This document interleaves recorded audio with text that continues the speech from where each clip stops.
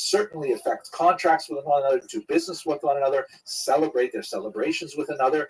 And by and large, the Geniza portrait of Jewish communities indicate that Rabbinite and Karaite Jews got along a lot better than we would think they would if we were only looking at the polemical literature that the religious heads have left for us. So we'll probably have to come back to this again as we go a little further in this history. But for the time being, I hope you enjoyed this very quick overview of some of the religious, social, economic, and even technological aspects of the 7th through 11th century in Baghdad. Thank you very much for watching.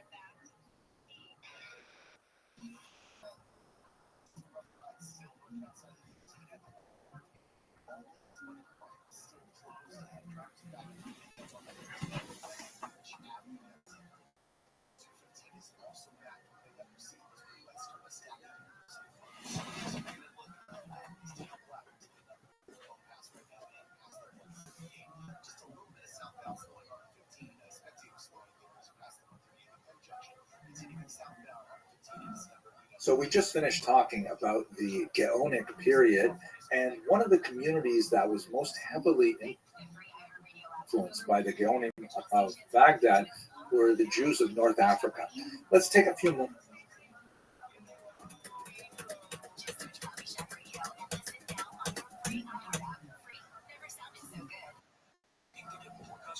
moments to look at the origins of that community and understand and how they were shaped by the Muslim conquest, and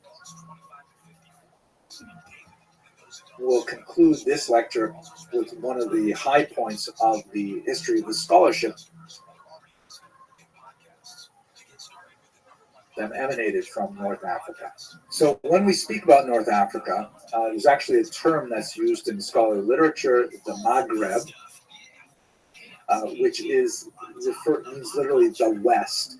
And it's an Arabic term, the Hebrew would be Ma'arav, that encompasses these countries here in modern day terms. Basically, Libya, Algeria, Morocco in particular are the most significant for Jewish purposes. And as you can see, the population density is highest on the coast itself. As you move further south, you get to the Sahara Desert, much more forbidding, much less population growth there. But there are Jews who are living, for example, on the southern side of the Atlas mountain range in Morocco and so on. Let's have a look here at a satellite photograph so we can talk a little bit about the origins of these long-standing communities. Now, much of this is shrouded in legend. There is definitely, however, a significant Semitic influence in North Africa from the first millennium before the Common Era, like let's say 900 BCE. But it's not necessarily Jewish, it is Phoenician. Phoenicians are a maritime civilization that, of course, were involved in Israel as well, and they have settled many places along the coast. Their language is closely related to Hebrew, and so that was kind of like a cultural and linguistic entree to North Africa that was especially significant as we have more migration there. Now, one of their most famous cities is Carthage, which would be in Tunisia today. The legends of the earliest Semitic settlement suggest that some of the earliest populations to settle there after the Phoenicians were some of the early Canaanite peoples. Josephus suggests that some of Abraham's children who did not form, let's say, the Mosaic Israelite Jewish branch, that is Abraham's children by Keturah, his second wife. The Torah describes his children by Keturah as having been sent east with gifts. Obviously, they returned, bringing with them Asian food. But it's also possible, according to Josephus, to think of them traveling west. So they would have been descendants of Abraham. Augustine, in the 4th century, we spoke about him as one of the church fathers a while ago. He refers to the local term that people use for themselves in his region of Canaani, saying that this actually comes from Kanaani, which means Canaanite. That some of the earliest peoples were those that may have been expelled in the conquest under Joshua. There's a legendary thought that the peoples of North Africa may have descended from the Girgashi people that are mentioned in the Torah as one of the 7 Canaanite nations that are expelled in the context of the Jewish conquest of the land of Israel. In terms of Jewish settlement per se, Joshua himself, his tomb is apparently venerated in Tlemcen, which is in Algeria. It's unlikely that Joshua actually moved to the west, but nevertheless, this is kind of like part of the lore of the region. But the fact that there were Hebrew speakers in the region, not Aramaic speakers, suggests that it is not at all impossible to imagine migration there from the 6th century BCE and onward. That is after the destruction of Jerusalem under Nebuchadnezzar and the expulsion of Jews to Babylonia. It is in that Persian period that you begin to develop Aramaic as the lingua franca of Jews. Having Hebrew as the spoken language would suggest that, yeah, in fact, these peoples would have come quite a bit earlier. But at any rate, whatever you make of these various legendary possibilities, there's no question that we have strong populations there in the 1st and 2nd centuries, lots of documentation of boatloads of captive Jews after the First Roman Jewish War being sent throughout the Mediterranean. You have the migration after the Bar Kokhba rebellion. We know of Jews, for example, in Kyrenaica, that Kyrene, that actually had a revolt against the Romans in the year 117, the Kitos rebellion, which we spoke about a while ago. So there's no question there's lots of Jews living here around the turn of the millennium. There's some interesting archaeological discoveries, such as a mosaic that was originally thought to be of a church that was discovered in Tunisia, but looking at it a little bit more closely, you can see it says right there in the middle of the text, Sancta Synagoga. It says Holy Synagogue, and in the little medallions on either side of the text, there is the very classic Jewish representation of the menorah, which makes this a prime candidate, of course, for 1st century Jewish settlement in the region. The Muslim conquest in the 7th century is especially interesting because we have a lot more historical treatment of the discovery of Jewish tribes living in North Africa. A Muslim historian Ibn Khaldun says they came across these Berber tribes. Now, the term Berber is acceptable in English, although it is originally a derogatory term that was applied by the Greeks to the indigenous peoples of North Africa. Lacking, respect for their local terminology, they referred to their language as being kind of like a gibberish. They would say bar, bar, bar, and hence we get the term in English barbarian. But ultimately, the term was transvalued and was used to refer to these peoples without necessarily having a negative connotation. Now, among these multiple tribes, several of them were actually practicing Judaism. And the Muslims were surprised to see, wow, significant Jewish populations among these peoples. The earlier Semitic context, the earlier migrations of Jews, no doubt had an impact on the local populations. The conversion to Judaism was especially pronounced among the nomadic forms of the Berber civilization, the so-called Boter branch, that were less sedentary and actually quite warlike, which is fascinating to see. In particular, you see there's a lot of legends regarding Queen Kahina of a tribe called Jirawa that is associated with Judaism. In fact, the term Jirawa may be related to the Hebrew term ger. Ger means convert. Although there are lots of questions surrounding Queen Kahina, trying to understand whether or not she was actually Jewish, if the Jirawa were actually Jewish at this time, but she is nevertheless a major part of 7th century history for her ferocious defense of her tribe from the Muslim invaders. She actually fell in battle herself, but it is significant in terms of describing the extent to which Judaism had penetrated the local populations. Now, just thinking about North Africa in terms of these kind of exotic warrior clans is a bit of a distortion of what else is going on in North Africa as well. There's actually a lot of scholarship developing, especially on the coast, as you have more and more scholars coming together in the welcoming environment of Islam to engage in religious studies. Perhaps the most famous is Rabbeinu Hananel ben Hushiel, who was an 11th century commentator who actually wrote the first full commentary on the Talmud. If you study Talmud today in the traditional printing, you will see Rabbeinu Hananel right on the side, the outside margin of every page of Talmud, which is prime real estate for commentaries. He actually wrote his commentary before Rashi, which gives you an indication of the antiquity of his work. Now, he may have been originally from Rome, and that just indicates how important the community of Qairouan, which is not the same as Cairo. Qairouan is located in Tunisia today, but that the community was strong enough to attract a scholar of his standing.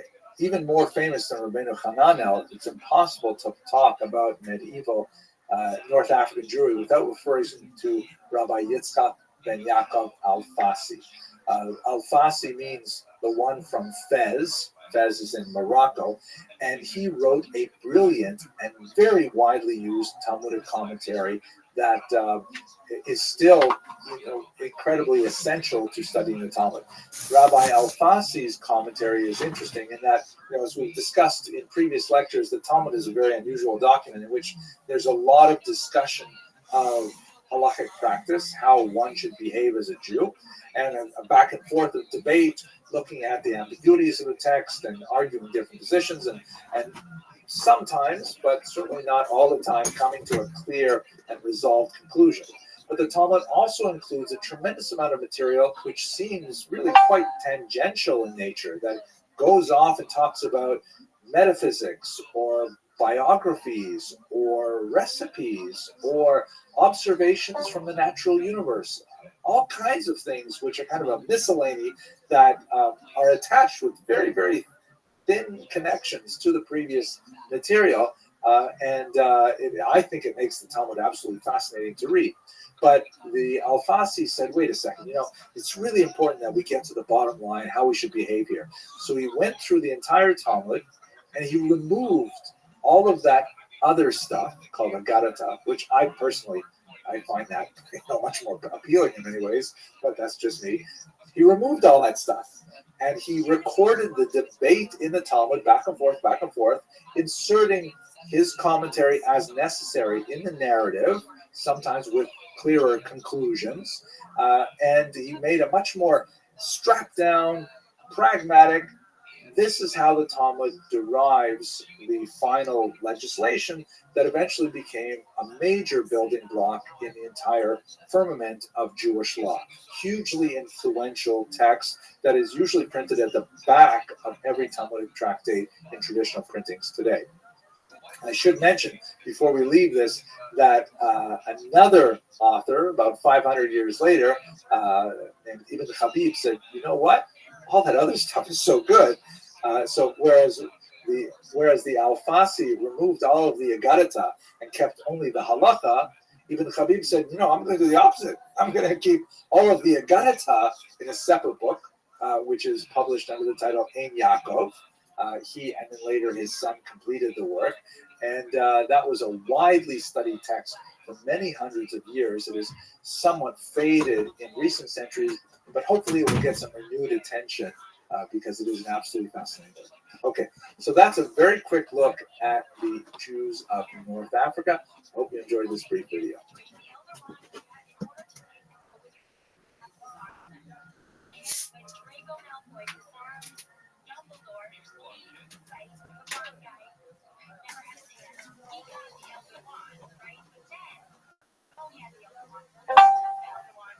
One of the most fascinating periods, I think, in Jewish history is a brief period of about 2 centuries that existed in medieval Spain. It's sometimes called the Golden Age because of the phenomenal personalities that animated the cultural, especially the literary, poetic life of the Iberian Peninsula between about the 10th and the 12th century.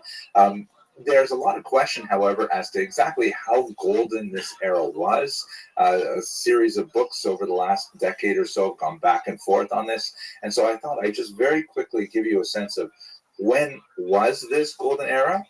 Why do people call it a golden era? And what are some of the criticisms to say it was not so golden after all? Okay, I happen to have given quite a few lectures on this topic and of people in this topic. In the following lecture, I'd like to just take a very brief moment to speak about three of my favorites, actually 3.5 of my favorites. But I'll put in the links below some directions to longer videos in which I explore the lives of these people in a fuller length. But anyway, let's talk a little bit about the golden age of Spanish Jewry.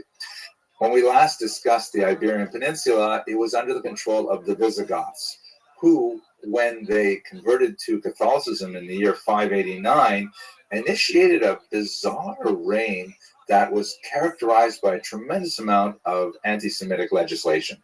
As we discussed earlier, there's a lot of questions surrounding exactly the nature of how these decrees were implemented, because we really only have the legislative side to look at to try and examine the history, but it was a period of remarkable anti-Semitic legislation, with punishments like amputations and the imposition of a police state to track the movements of Jews, all kinds of really strange things that you wouldn't see for centuries later anywhere in Europe. At any rate, it was a very, very nasty period. We have to assume between the years 589 and 711, which is when the Muslims entered the peninsula and conquered it in very short order, along with their rapid expanse across the southern part of the Mediterranean and into southern Europe as well. We don't get a lot of information about the flourishing of a Jewish Muslim synthesis, or of this kind of cultural coexistence that will be so celebrated for the first couple hundred years. But by the time we get to the 10th century, things change dramatically.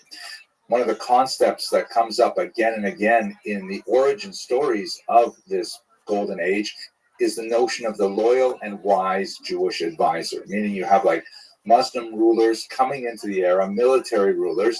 They've got to manage a restive Christian population who resents their presence, and the Jews serve as an excellent intermediary between the interlopers into the culture and the indigenous population.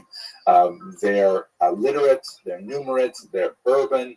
There's all kinds of advantages to using the Jews, who themselves have no special connection to the local population, and especially not to the previous regime of Visigoths. So the Jews fit that role very nicely. And over again, you see this phenomenon of like a Muslim military ruler coming in and needing some local support and infrastructure, and Jews are there to fill that gap. It's not clear at all that, as some 19th century historians have argued, that Jews somehow betrayed the Iberian Peninsula to the Muslims.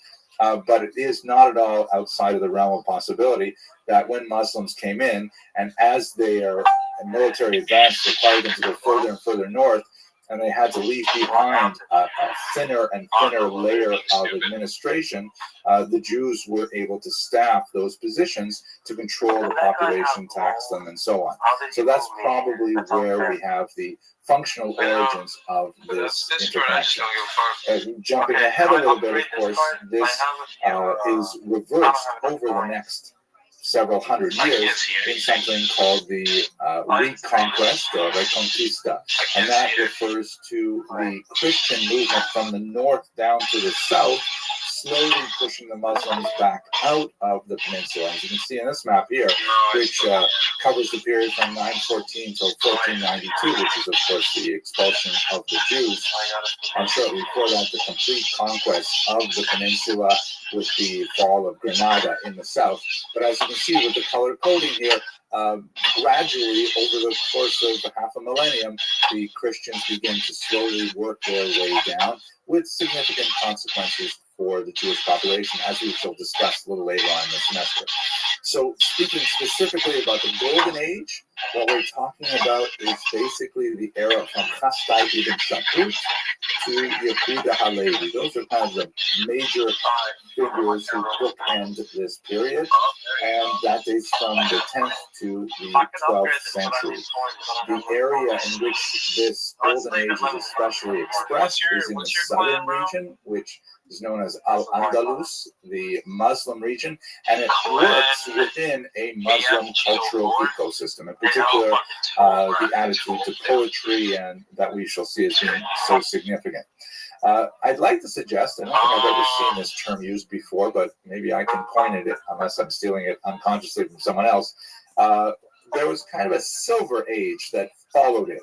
Not nearly as amazing as the Golden Age, but there were a few really important figures like Nachmanides or the Rashba, some phenomenal figures who were in Spain shortly after the Golden Age was coming to a close, and they existed within the Christian cultural ecosystem with quite a different experience in many ways, as God willing we shall discuss as we go further along in this semester.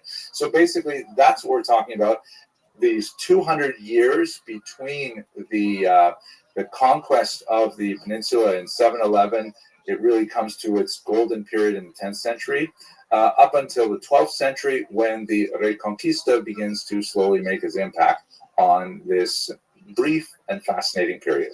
Okay, now what makes it so golden? Perhaps one of the most significant things is something that is known in the scholarly research as la convivencia, or as I think the Spaniards would say, la convivencia, which always makes me laugh. But it means literally the living togetherness, right? The coexistence, which is a little bit stronger, I think, in Spanish. The idea that these are, very diametrically opposed cultures in so many ways. I mean, Christians and Muslims and Jews, they have a lot to argue about, and they did argue in many ways, and there was a lot of violence involved in the history between those three parties. But for some reason, during those 200 years, there was a tremendous amount of a living togetherness where they appreciated each other's cultures in ways that we don't see for much of the period. There's certainly several key examples of this convivencia, which is not, a perfectly round convivencia with, Jews and Christians and Muslims all sharing equally. It tends to be lopsided towards the Muslims in terms of political authority, for example, towards the Jews in terms of fiscal activity, let's say. But, and I would say the Christians are probably at the bottom end of this triangle or this circle. But nevertheless, it does represent a step forward. Now, there are a lot of questions about it, though. Was it really as great as we will describe in the next video in particular?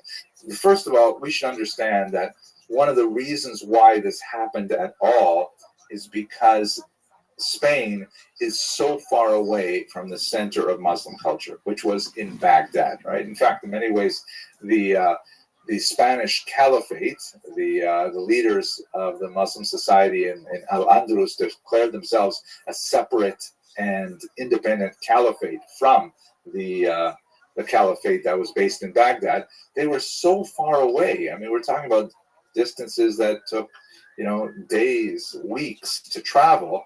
And so it was kind of like being in Vegas, and what happens in Vegas stays in Vegas. There was a lot more flexibility because they were so far from central authorities, and they could act independently in many ways. That's why you see in many times a kind of relaxation of Muslim orthodoxies, such as, for example, the consumption of alcohol, which was a very big part of the kind of evening salons that would be held, where Muslims and Jews and Christians would get together and declaim poetry and drink a lot of wine. This was something that you wouldn't see happening in Baghdad. There would be some elements of this in the Ottoman Empire, but centuries and centuries later. So the supervisory control of Orthodox Islam did not have the same kind of impact on Spain as you would have in the center. There would be ups and downs to this. There would be invasions from North Africa, from much more doctrinaire Muslims who would insist on a return to some of those values. But for the golden era that we're talking about, There's a lot of center versus periphery issues, which are very significant. And by the way, the same thing holds true for the Jews, because their center of gravity intellectually was still in Mesopotamia, with the great academies of Sura and Pumbedita themselves moving to Baghdad. The Geonim were based there as well. And so they're very far away from the central authorities too. Let us not forget as well that although we speak about this convivencia, it wasn't completely equal. It wasn't like mi casa, su casa. It was a situation where the Jews were definitely limited in their authority. There were some phenomenal figures who reached great heights, but always subordinate to the Muslim rulers. There was no question that somehow there could be an independent Jewish state or anything like that. And so there were similar kind of boundaries on Jews and on Christians within their community. Nevertheless, placed within the larger context of what Jews and Christians were allowed to do in Muslim lands elsewhere, or what Jews or Muslims were allowed to do in Christian lands elsewhere, this was really a period of great liberalism and flourishing of cultural activity. There were also moments of violence during this period. Let's not think that this was one of uniform peace and happiness. There was a rather remarkable pogrom in the southern region in 1066 after the death of a very important figure named Shmuel Hanagid that we'll discuss, God willing, in the next video. His son, who succeeded him, was unable to live up to the expectations of the larger population, and there was literally a popular attack on him and on the Jewish community that resulted in the loss of life. This was definitely not a convivencia kind of thing to do, but it just serves to illustrate that we can't view this period entirely through rose-colored glasses. And finally, one of the most striking examples perhaps is the flight of Maimonides. He is often considered, since he was a native of southern Spain, he's often considered one of the great exemplars of La Convivencia, but in reality, the vast majority of his work, his scholarship, his activity as a Jewish leader occurred in Egypt as an adult and as an older individual. His period in Spain was fairly brief. His family fled when he was still a young man, primarily because of Muslim persecution from those North African invasions that occurred at the time. So this is just kind of like caveats to the overall idea of convivencia. In the next video, we're going to look at several figures who embodied the ideas of convivencia. Finally, I'd like to give you just a little bit of a historiographic perspective on the reason why we get to this whole concept of the Golden Age in the first place. A lot of it has to do not so much with the 10th through the 12th centuries, but with the 19th century, specifically Germany in the middle to late 19th century. This is a period when Jews were arguing quite strenuously for equal rights, for what was called emancipation, a major theme that we'll, God willing, speak about much more in next semester. One of the important historians of that era was this man, Heinrich Gretz, who wrote one of the first major encyclopedic histories of the Jews that has been translated incidentally into a beautiful 6-volume edition at the turn of the 20th century. And it was the bar mitzvah present par excellence for decades. At any rate, in that context, if you go to Europe in the 19th century, you see that Jews have been emancipated in France already 50 years prior in the late 18th century. They've made tremendous strides similarly in England and even in Austria. The tolerance patent was out, and all kinds of things were indicating that Jews were getting more and more rights. Germany was not yet unified, and so there was a patchwork approach to how Jews should be treated. And there was also that brief-lived revolution of 1848 that for a moment swept away disabilities and then it slammed them back down again. So Jews in Germany were trying very hard to make the case that they should be emancipated as well, granted equal rights, equal access to colleges and universities, equal access to professions and things like that. And one of the things that was part of their overall intellectual strategy was look at Spain from the 10th to the 12th centuries. Look at what happens when a society gives its Jews more freedom. Those Jews suddenly are able to make phenomenal contributions back to the society. They're able to express themselves culturally. They're able to express themselves in literature, in science, in diplomacy, in military arts, all kinds of areas where Jews are this untapped human resource that are going to waste because of these artificial political disabilities that are placed on them.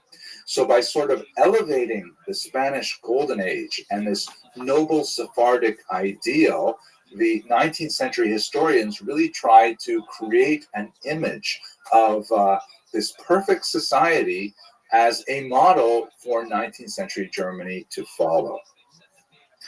The historical reality has a lot to say in support of that model, but as I've tried to outline here, there are some major caveats that take away from it. But at any rate, now that we have a sense of why it was considered such a golden age, in the next video, let's look at three figures, three and a half really, that exemplify the ideals of the period, and maybe you'll see why it really was so fantastic. Thank you very much for watching.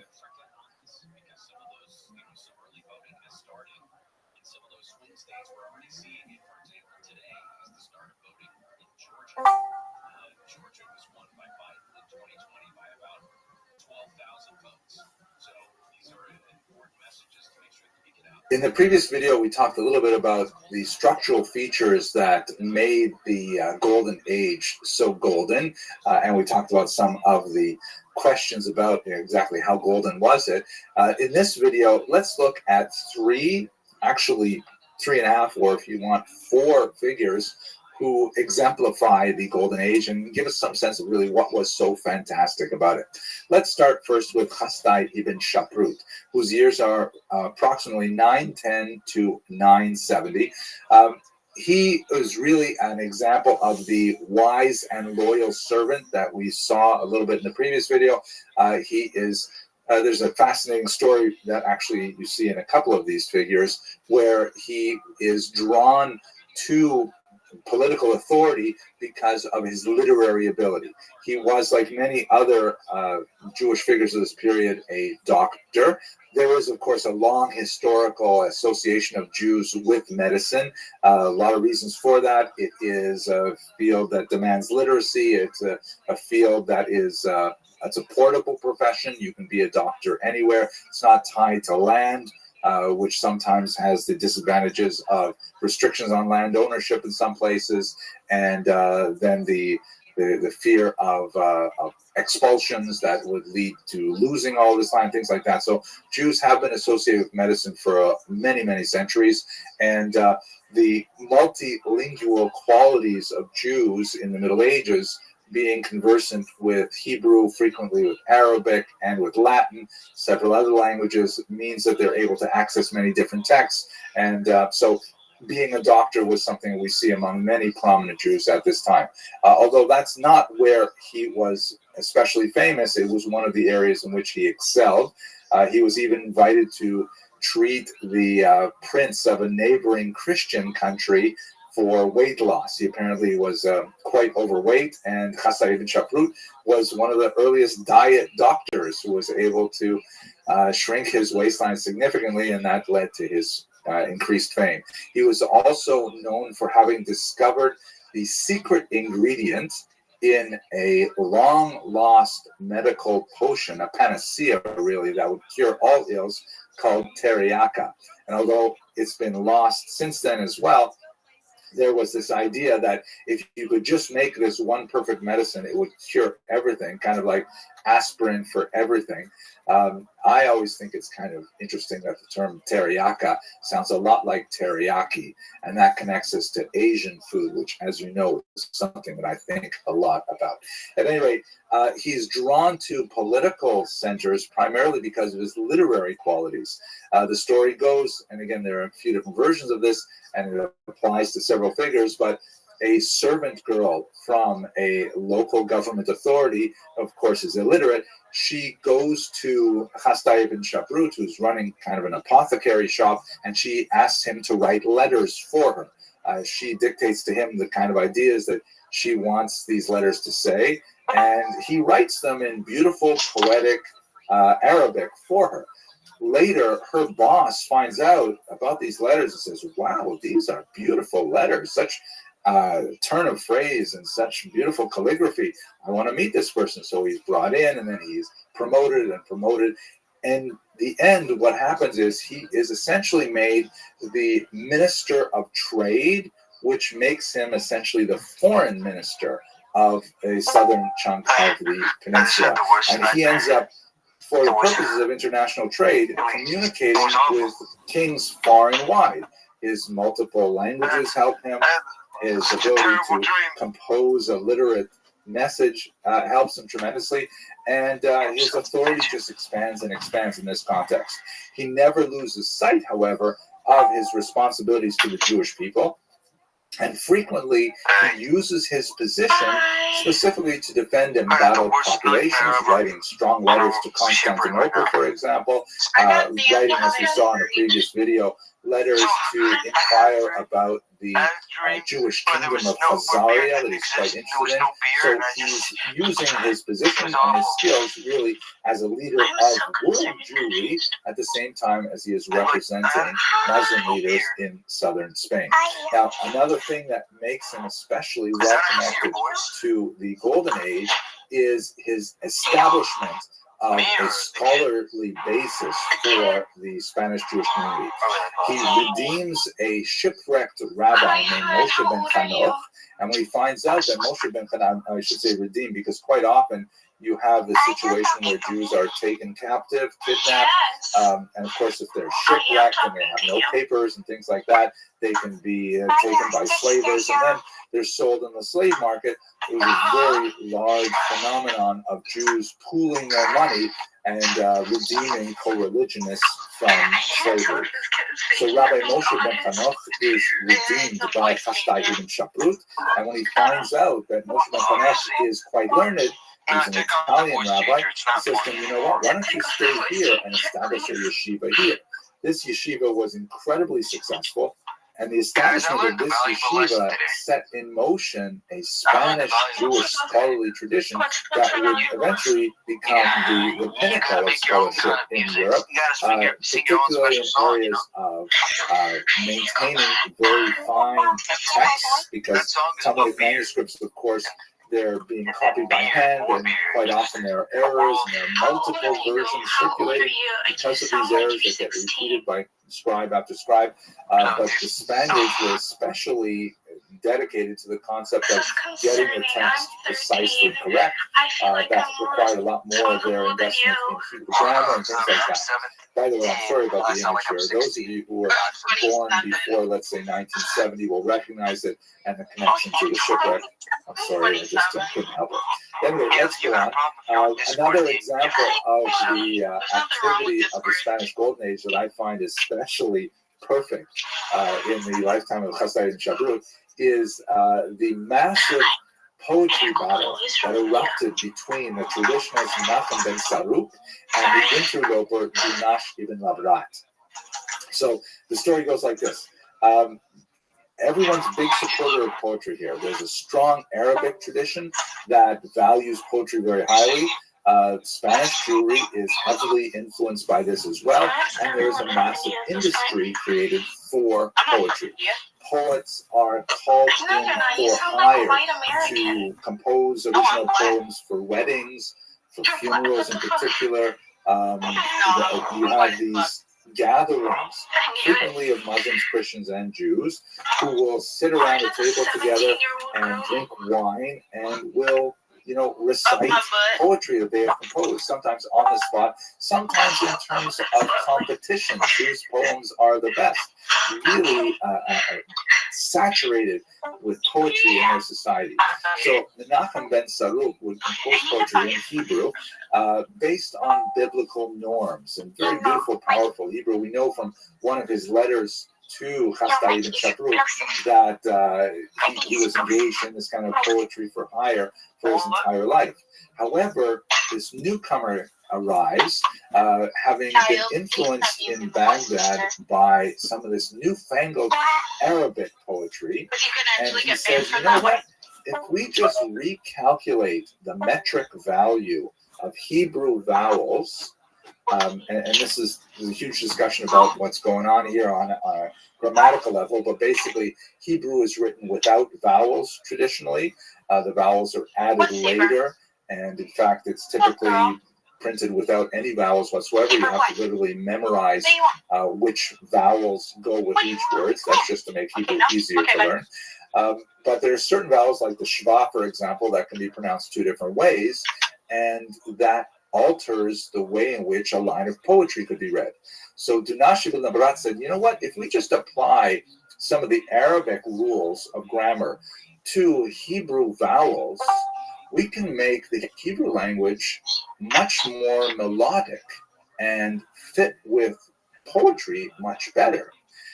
So there was a huge uproar that literally led to riots in the streets of Granada. I mean, literally Jews fighting each other physically, fistfights, over whether we should stick with the classical poetry of Menachem ben Saruk, or whether we should go with this rock and roll version that this newcomer, this Elvis Presley type, has brought to our society by, contaminating Hebrew poetry with Arabic meter. In the end, of course, Dunash ibn Labrat wins, hands down. He colors the next 1,000 years of Hebrew poetry. Most of the poetry that Jews love today, songs like Duror Yikra, which is recited at the table on Shabbat and so on, these are, the Arabic inflected Dunash ibn Labrat versions that had such a huge impact. And even Chastai ibn Shaprut abandoned his support of Menachem ben Saruk in favor of this new poetry. But you get a sense here of how cultural the society was and how literature played such a huge role, and gives you also a sense of what we've lost in the last 1,000 years since then. Let us move on to another figure who will certainly share in the poetic legacy, but has a much more military trend. Shmuel HaNagid, whose years are 993 to 1055, so he just slightly overlaps with Chastai ibn Shaprut and moves on into the 11th century. His claim to fame is that he was a military genius, and get this is phenomenal, he served as a Jewish general leading a Muslim army for 16 years. Incredible. Where would you hear of such a thing, that you have Muslim soldiers following the orders of a Jewish general, and this was right to the end of his life. I mean, he died as a general. He was never forced out. He never retired. He was a phenomenal individual. And he was a ferocious general, was tremendously successful. We know this because he wrote a lot of war poems, of course. And the poems are so surprising in the sense that they express such a range of the human experience that you won't find in typical religious poetry at all. He has, poems that describe the heat of battle, that harken back in many ways to King David's poetry in the Bible. And in fact, he referred to himself, Shmuel HaNagid referred to himself as the David of his age. But at the same time, he was also a tremendous Talmudic scholar, and he wrote a book on Talmud, which is still studied today. And I'd like to pause us for just a second and reflect on this. One of the amazing aspects of the Spanish Golden Age, and in this context, Maimonides is an excellent example. Even though he fled Spain as a youth, he's a great example of how this is. It is highly unusual in Jewish history that you will have Jews who are at the same time highly expert and valued and world leaders as Jews per se in things Jewish, like, for example, the Talmud. And at the same time, they are highly valued and expert in secular fields that are essentially, followed by non-Jews. So you will have, for example, lots of tremendous geniuses like the Vilna Gaon, Shneur Zalman of Liadi, some phenomenal rabbis who make tremendous contributions to Jewish culture. And then you will have secular figures like Albert Einstein, Sigmund Freud, who make phenomenal contributions to world culture. But you will rarely have figures who are very well expert and recognized for contributing to Jewish culture overall, and at the same time contributing to secular culture overall. You will not have the chairman of the Joint Chiefs of Staff, who is also the Rosh Hashiva in Lakewood. It just doesn't happen. We don't have those kinds of figures. Jews tend to specialize either in things Jewish, or when you get to the modern era, things secular.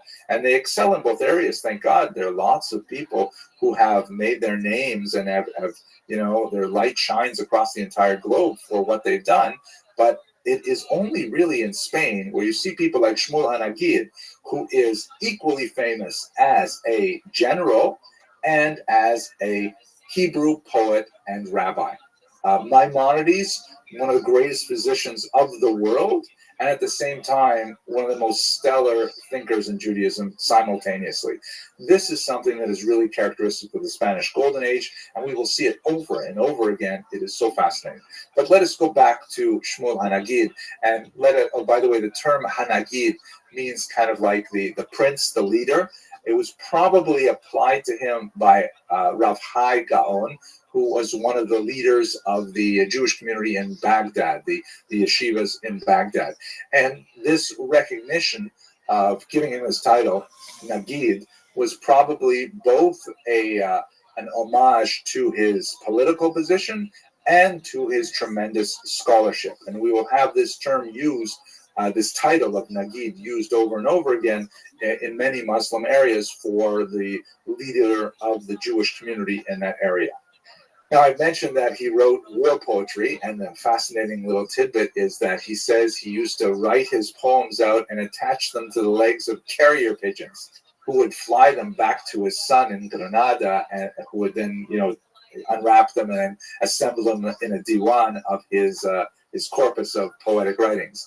He wrote not only war poems, but also drinking poems, love poems. He wrote boast poems, which is a fascinating phenomenon where kind of like the poetry slam thing, you can imagine like rappers who are, arguing with each other and dissing each other, shading each other, to use these kinds of like contemporary terms. He wrote those kinds of poems as well. Really surprising range of political voices. Have a look at the work of Peter Cole, who's translated a lot of these. Absolutely fascinating. He wrote three main collections. One is called Ben David, if I remember correctly, alluding to himself as like King Solomon in the work of his youth, which is mainly the war poems and so on. Then there's Ben Mishlei, which is also a work attributed to King Solomon. The book of Proverbs, which is kind of the work of his middle age, kind of like wisdom poetry, and it reads a little bit like Mishlei. I'll show you one in a second. And then he wrote Ben Kohelet, which is kind of like reflections on mortality and things like that, the work of Solomon's old age. Tremendously successful and moving poet, just as he was as a general. Here's one of my favorite poems from Ben Mishlei, and I'm going to read it in Hebrew. You have to forgive my attempt at a Sephardic accent, but that's the only way you can even get close to hearing the sound of the poetry, which is really gorgeous. And then I'll translate it so you get a sense of where he's coming from. This poem is dedicated to people who feign intellectual capability without actually investing the effort in learning. So it starts. Asher yagav kanalo sfarim v'libo ma'asher bam reik v'reikam. K'piseach asher chakak lekir ma'at regel u'ba lakum v'lo kam. Translation, about a person who exerts effort and buys many books, but his heart remains completely empty of them.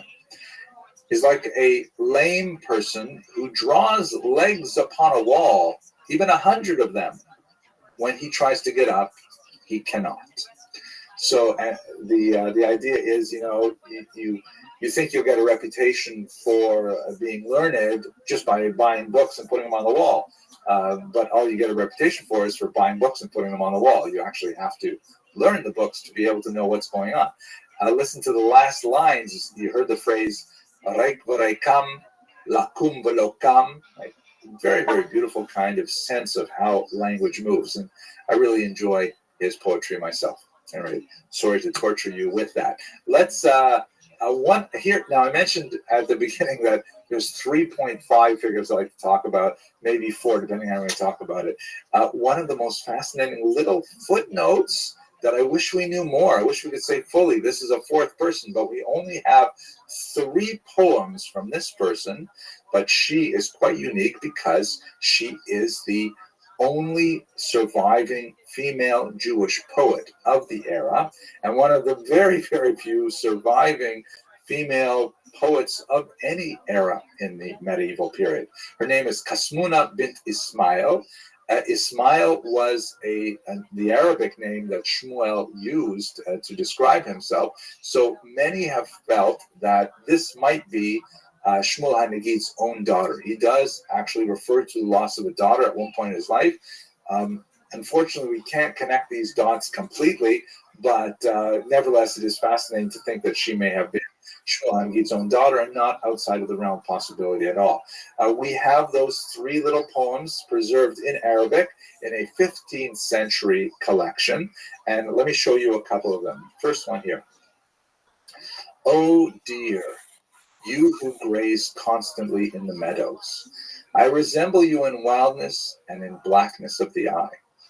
Both of us are alone and without a friend, and we heap blame always on the decree of fate. Now, the powerful metaphor here of blackness of the eye is apparently a very common one you find in Arabic poetry, and it is a sign of beauty, meaning that she, like the deer, has dark, dark eyes, and this is considered a very attractive thing, but she is nevertheless, with a certain amount of tristesse, expressing her disappointment at the hand of fate that has left her alone. This is the theme that runs for poetry. 3 poems. Yo, what's going on? How are you? But here's another one. The introduction of... I'm well. Please remind me. Oh, okay. Are you 18? No. Okay, dude, you got to come back when you're 18. Listen, you have to come back when you're 18. I can't have you in here. So because of that, you can either leave now or I can ban you. I don't want to ban you. Just come back when you're 18, okay? Peace, man.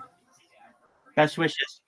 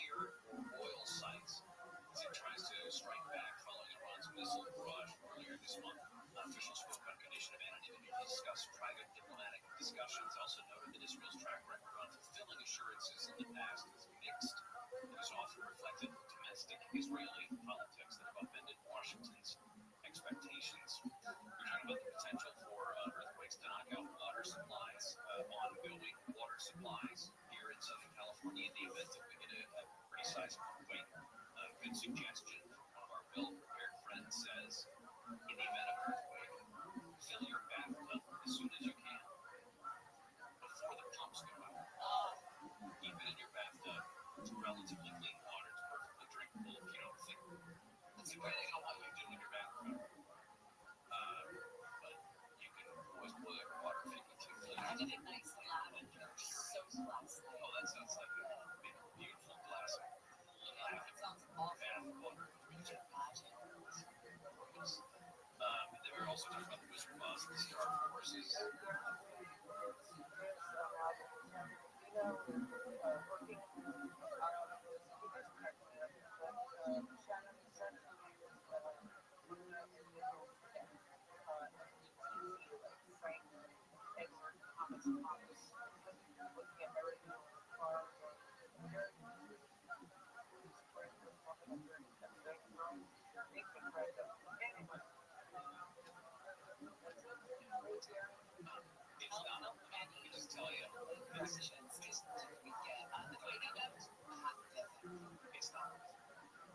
It's not worth it for me to waste my traffic to correct you. Does anybody think that I don't know what I'm doing?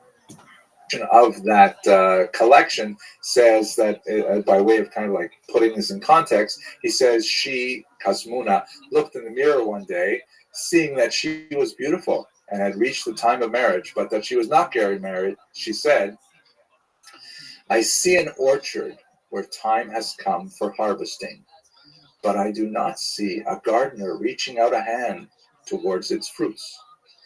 Youth goes vanishing. I wait alone for somebody I do not wish to name. A beautiful expression of love lost or love unrequited. That's just an insight into what must have been happening with educated women at the same time as well. It is highly unfortunate that we don't have more examples of it, but nevertheless, thank God we have this. So Chasdai ibn Shaprut, a tremendous builder, active as a diplomat, as a foreign minister, and of course as a doctor. Shmuel Hanagid, this amazing general warrior poet, and his daughter possibly, Kasmuna. The last figure I'd like to speak about is Yehuda Halevi, who is, we've discussed before when we looked at the Khazarian Empire. He is, of course, famous for his really bold work, the Kuzari, which frames the three great monotheistic religions that are competing to some degree in the Iberian Peninsula as a three-way debate. This is something you could not imagine being written in Christian Europe. It would just been completely, beyond the realm of tolerance. Whereas in Muslim lands, in Spain in particular, as a result of La Convivencia, perhaps that's why he could get away with writing this. At any rate, he wrote it late in his life, and to be fair, he did leave Spain to make Aliyah to Israel. But at any rate, he did write this phenomenal work, which is indicative of the freedoms that Jews had at the time. Like Chasdai ibn Shaprut, he was also a medical doctor. It was something that he didn't really intend to do, but he was not able to pull together a living as a poet for hire. And so probably at the insistence of his mother, he became a doctor, and he earned his living primarily through that. And he had many tragedies in his personal life that, if you're curious, please have a look at the links in the information box to see a longer video on his life and works. But I'd like to also close by just giving you a look at some of his amazing poetry as well. This is a eulogy that was likely recited at the grave of a young girl. We know that he lost a daughter, just like Shmuel Hanagid did, and it's written with such power that it's not hard to imagine that he wrote this for his own daughter.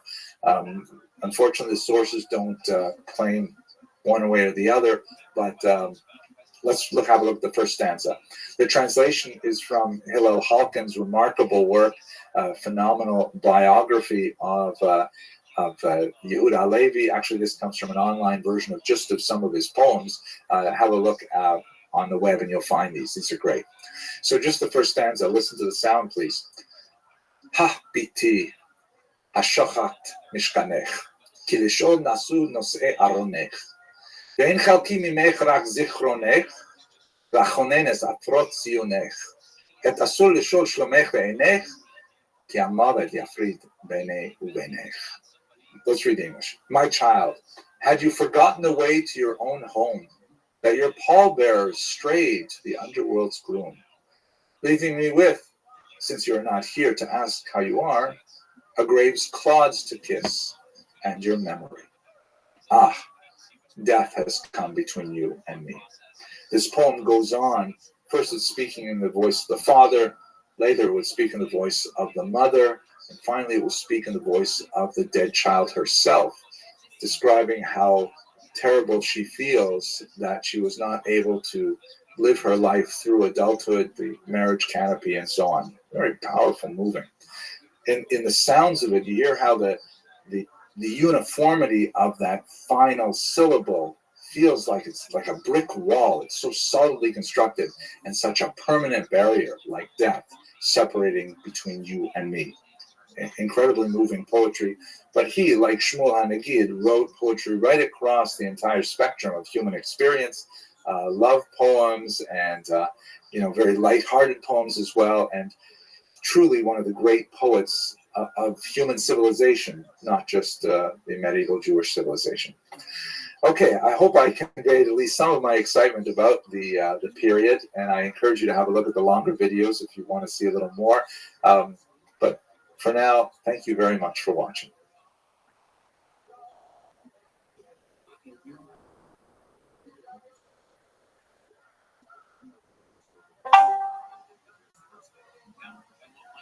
Jewish life in the Dark Ages. We have to understand, what do we mean by this term, the Dark Ages?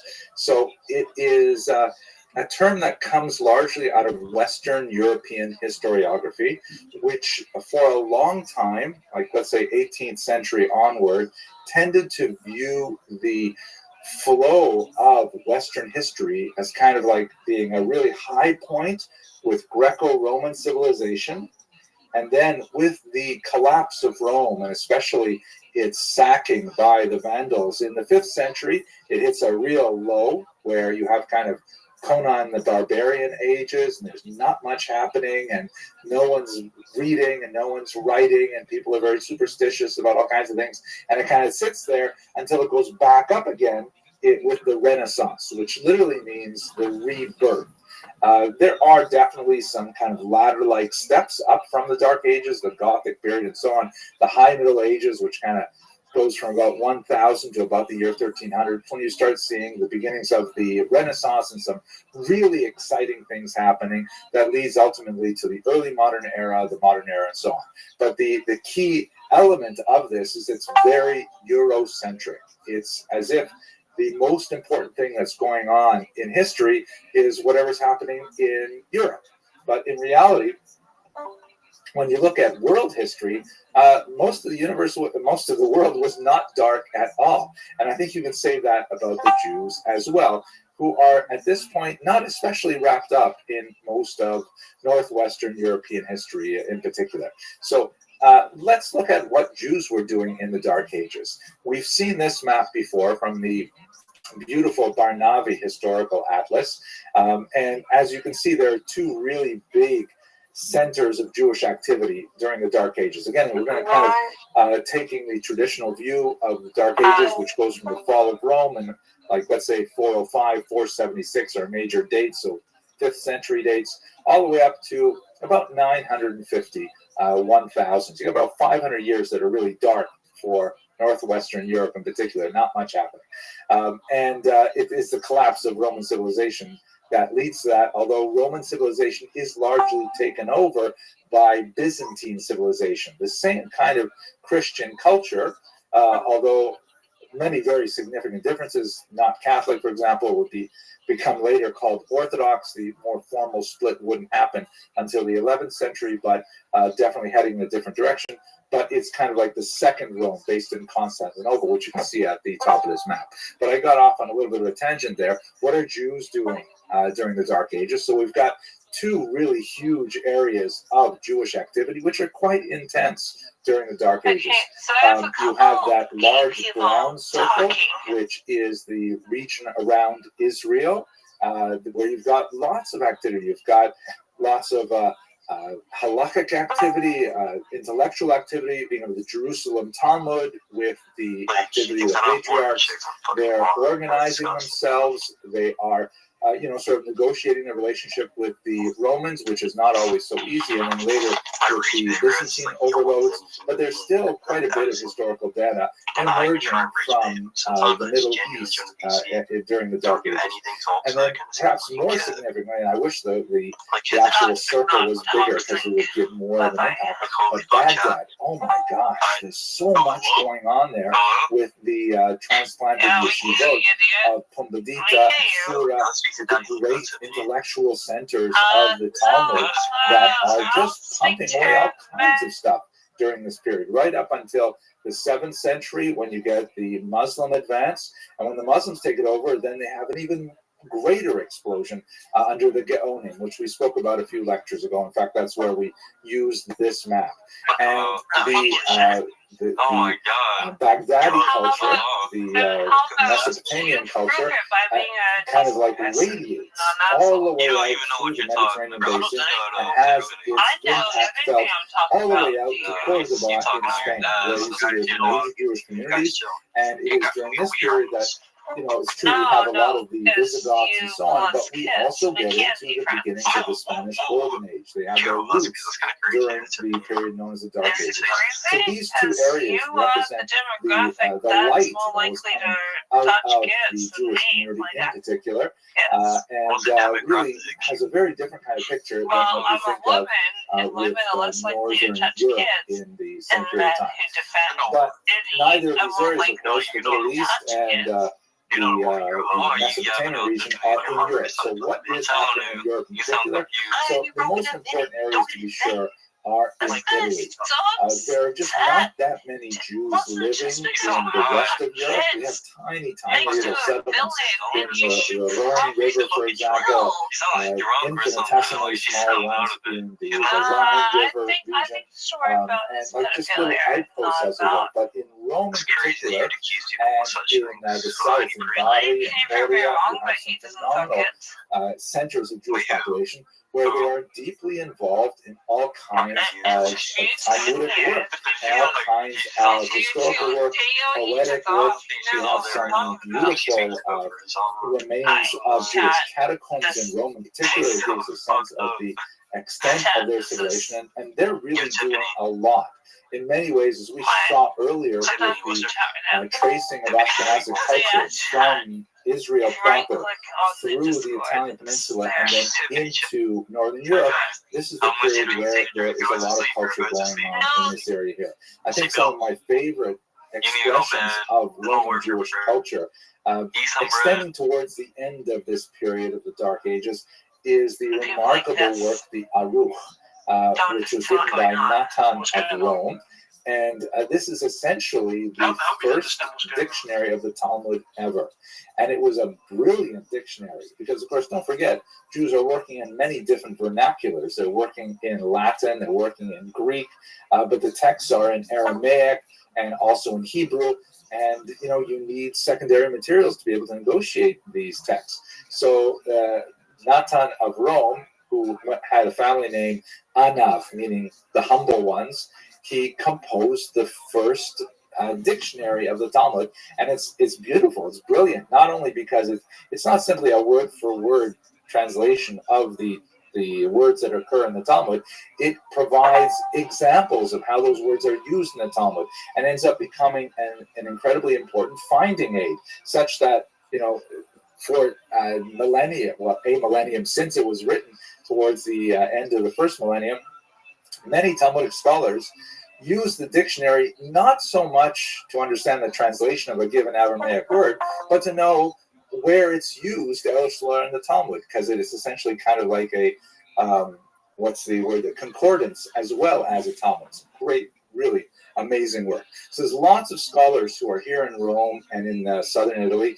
Many of them would later be transplanted to northern Europe, to Ashkenaz, where they would essentially become the nucleus of the Jewish community there. And we'll speak about them, God willing, a lot more next week.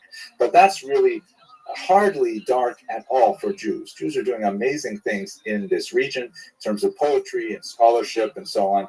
And the whole concept of the Dark Ages doesn't make that much sense when you're thinking about Jewish history. Also, We have, not a tremendous amount of historical data about what Jews were up to in the Dark Ages, especially when you move outside of Muslim-controlled lands into European lands.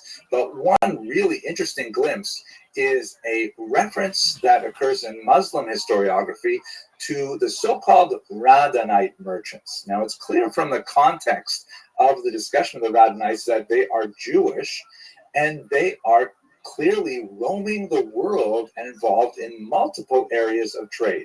The term Radhanite is up to a lot of scholarly discussion. There's a huge debate as to why they are called the Radhanites by the medieval Muslim historian who described their activity.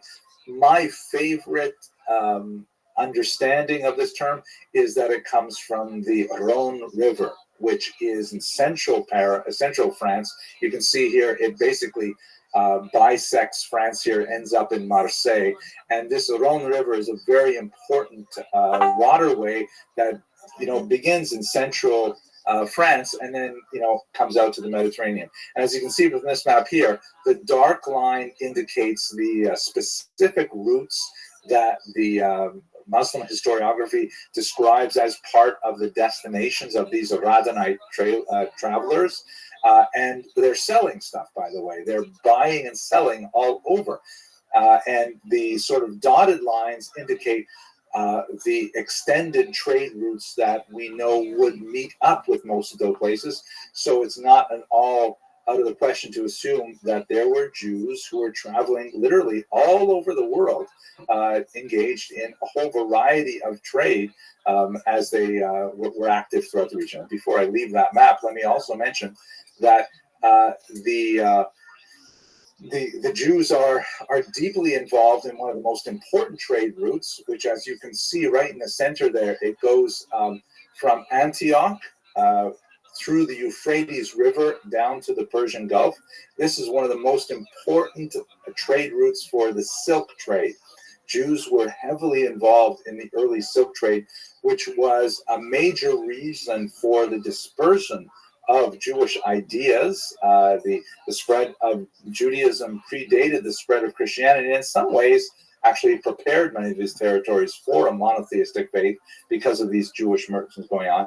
One of the things I happened to read just today, which fascinated me, is that the silk trade, especially when Rome was active, the Jews of the Euphrates and Tigris rivers were especially involved in reweaving silk, meaning the Chinese, who were the people who were making silk out of the cocoons of certain types of silkworms that grow in mulberry trees.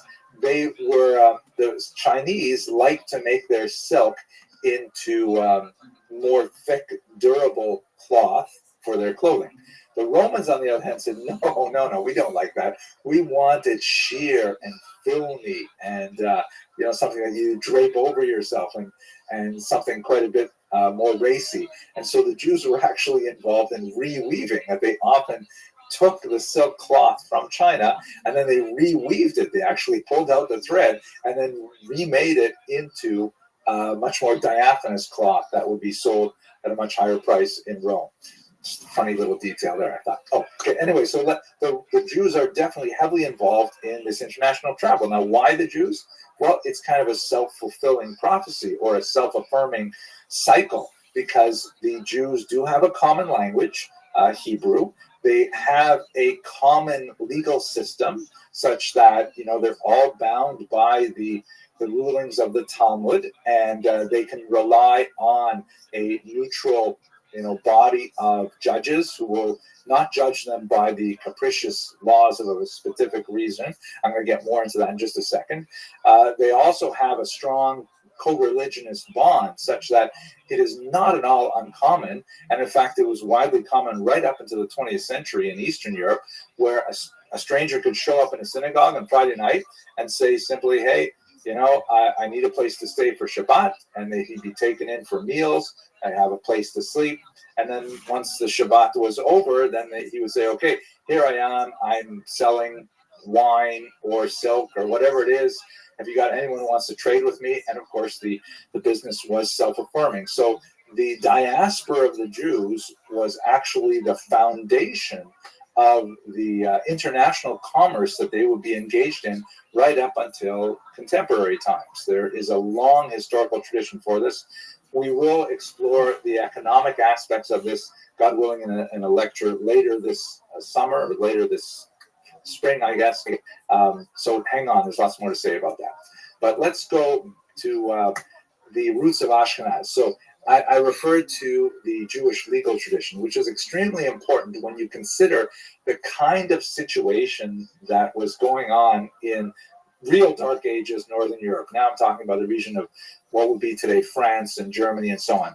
So we're talking a really weird, backward, pre-Christian kind of environment where they adjudicate trials, for example, by ordeals. Like this is a drawing of the so-called ordeal by water, in which you had a person suspected of some kind of criminal activity. And so the best way to see how well they did is if you tie them up and throw them in the lake. And if they don't drown, then they're innocent because the gods protected them. Or even as it slowly begins to morph into Christianity, God protected them, singular God. So that's definitely not kosher by Talmudic standards. Another version of the ordeal was, two people are in a legal fight, and one of them claims he's totally innocent, so the judge can say, all right, we're going to boil up this vat of oil, and we're going to drop an iron ring in it, and you reach into that boiling vat of oil. If you can take the ring out without being harmed, that will mean that you are obviously innocent. And if you are not willing to do it, it must mean that you are guilty. Like, yikes. I would not want to be anywhere near this kind of legal system. Give me the Talmud any day, rules of evidence and testimony and things like that, please. So, and one last thing, of course, which I'm not sure how Jews felt about this, but there was the trial by conduct or ordeal by combat, where you could defend your innocence by simply going hand to hand with your litigant. And this is probably not historically accurate from the period I'm talking about, but I kind of liked it. This is also something that has no basis in Talmudic jurisprudence. So luckily, Jews were largely exempt in Ashkenaz from any of these trial by ordeal. And they were able, even in these kind of really backward, Conan the Barbarian kind of environments, able to have their affairs adjudicated according to Talmudic law. This was an arrangement that benefited the Jews and also benefited the region because they were the traders. They were the people who brought goods in. And of course, they're in a tiny minority traveling up and down these riverways, with valuable goods. But if the society cannot support people engaged in this kind of trade, then it'll simply stop and people will not have the goods that they want to buy. So there is kind of an investment in giving the Jews that level of legal autonomy. And we see in the Dark Ages that Jews are granted this in the few number of communities that we see them appearing in Northern Europe. That's quite fascinating. At this point, we begin to see the nucleus of something we will, I'm afraid, have to discuss in much greater detail later, but the nucleus of the formation of the Kehillah structure. This is the formal municipal self-government of the Jews that they developed very strongly in Northern Europe, although it definitely has similarities to what was going in Muslim regions as well. The Jews essentially formed for themselves a small state within a state, at least at the municipal level. Later on, when we get to about the 16th century, we'll see that it expands really to a massive level in Poland and Lithuania, where the municipalities are individually connected with one another.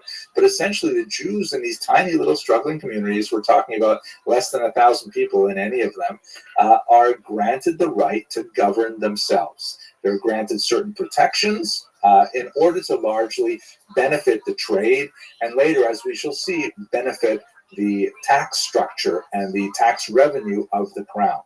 Again, I'm sorry to be talking about this now because we're going to spend at least one of these videos talking about Jews in the medieval economy, and this is crucial. But what it gives us for now is the possibility of Jewish social independence, that they are, through the Kehillah structure and through their legal autonomy, able to run their own affairs and create their own social safety net with education, with support for the elderly, support for orphans and widows, support for poor brides, all kinds of things to ensure that the Jews are self-sufficient as a community and contribute to their ongoing survival, despite the relative barbarity of the Dark Ages in Europe. So that's just by way of introduction. I want to give you that kind of background coloring as we go on to speak now about the Rishonim. And I think the contrast is going to be absolutely stark.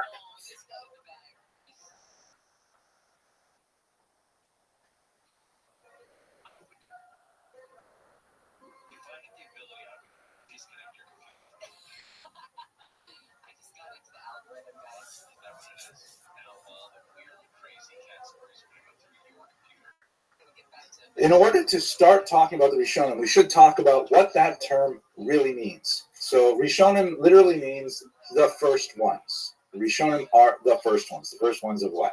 So you have to go backwards a little bit and learn a little bit of Jewish theology here. There is this concept in Jewish theology that actually is quite important for understanding how Talmudic jurisprudence in general works, and it's called in Hebrew Yerida HaDorot, or the decline of the generations.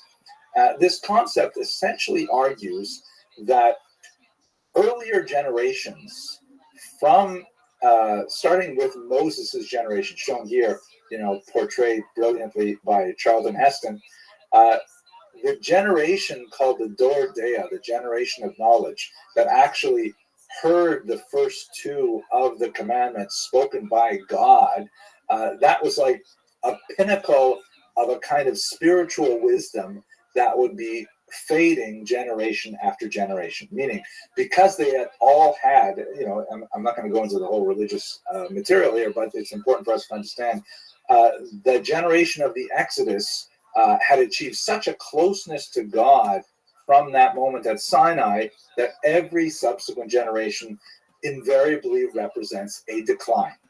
And this decline is not necessarily intellectual in nature. So, for example, when Talmudists are trying to determine a specific law, the rule is not to go to the earlier authorities, but go to later authorities, because they tend to have more facts at their disposal. Like, for example, if you wanted to know, is a microwave kosher for cooking, you not ask some rabbi who wrote about things in the 19th century, because he wouldn't have those kinds of facts at his disposal. You would ask someone writing in the late 20th century to be able to discuss it. And there's a lot more reasons for this, but essentially the intellectual capability of later generations is not questioned. It is the spiritual capability, the sensitivity, the ability to penetrate to the core of an issue that is considered to decline from the moment of Sinai downward, through the prophets and through the sages and so on.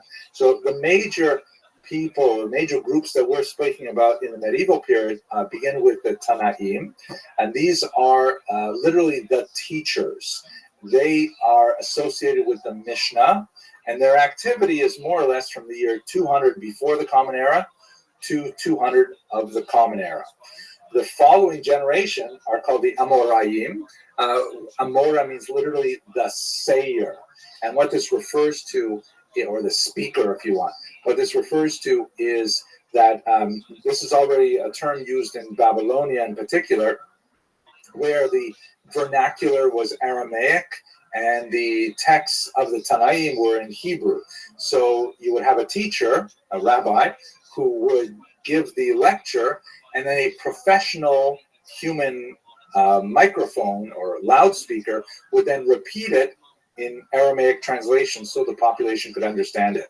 And the sages of this generation, in humility, they referred to themselves simply as the repeaters, the speakers, the Amoraim. So these are the sages associated with the Talmud from about the year 200 of the Common Era to about the year 500 of the Common Era. An Amora may not override a Tana.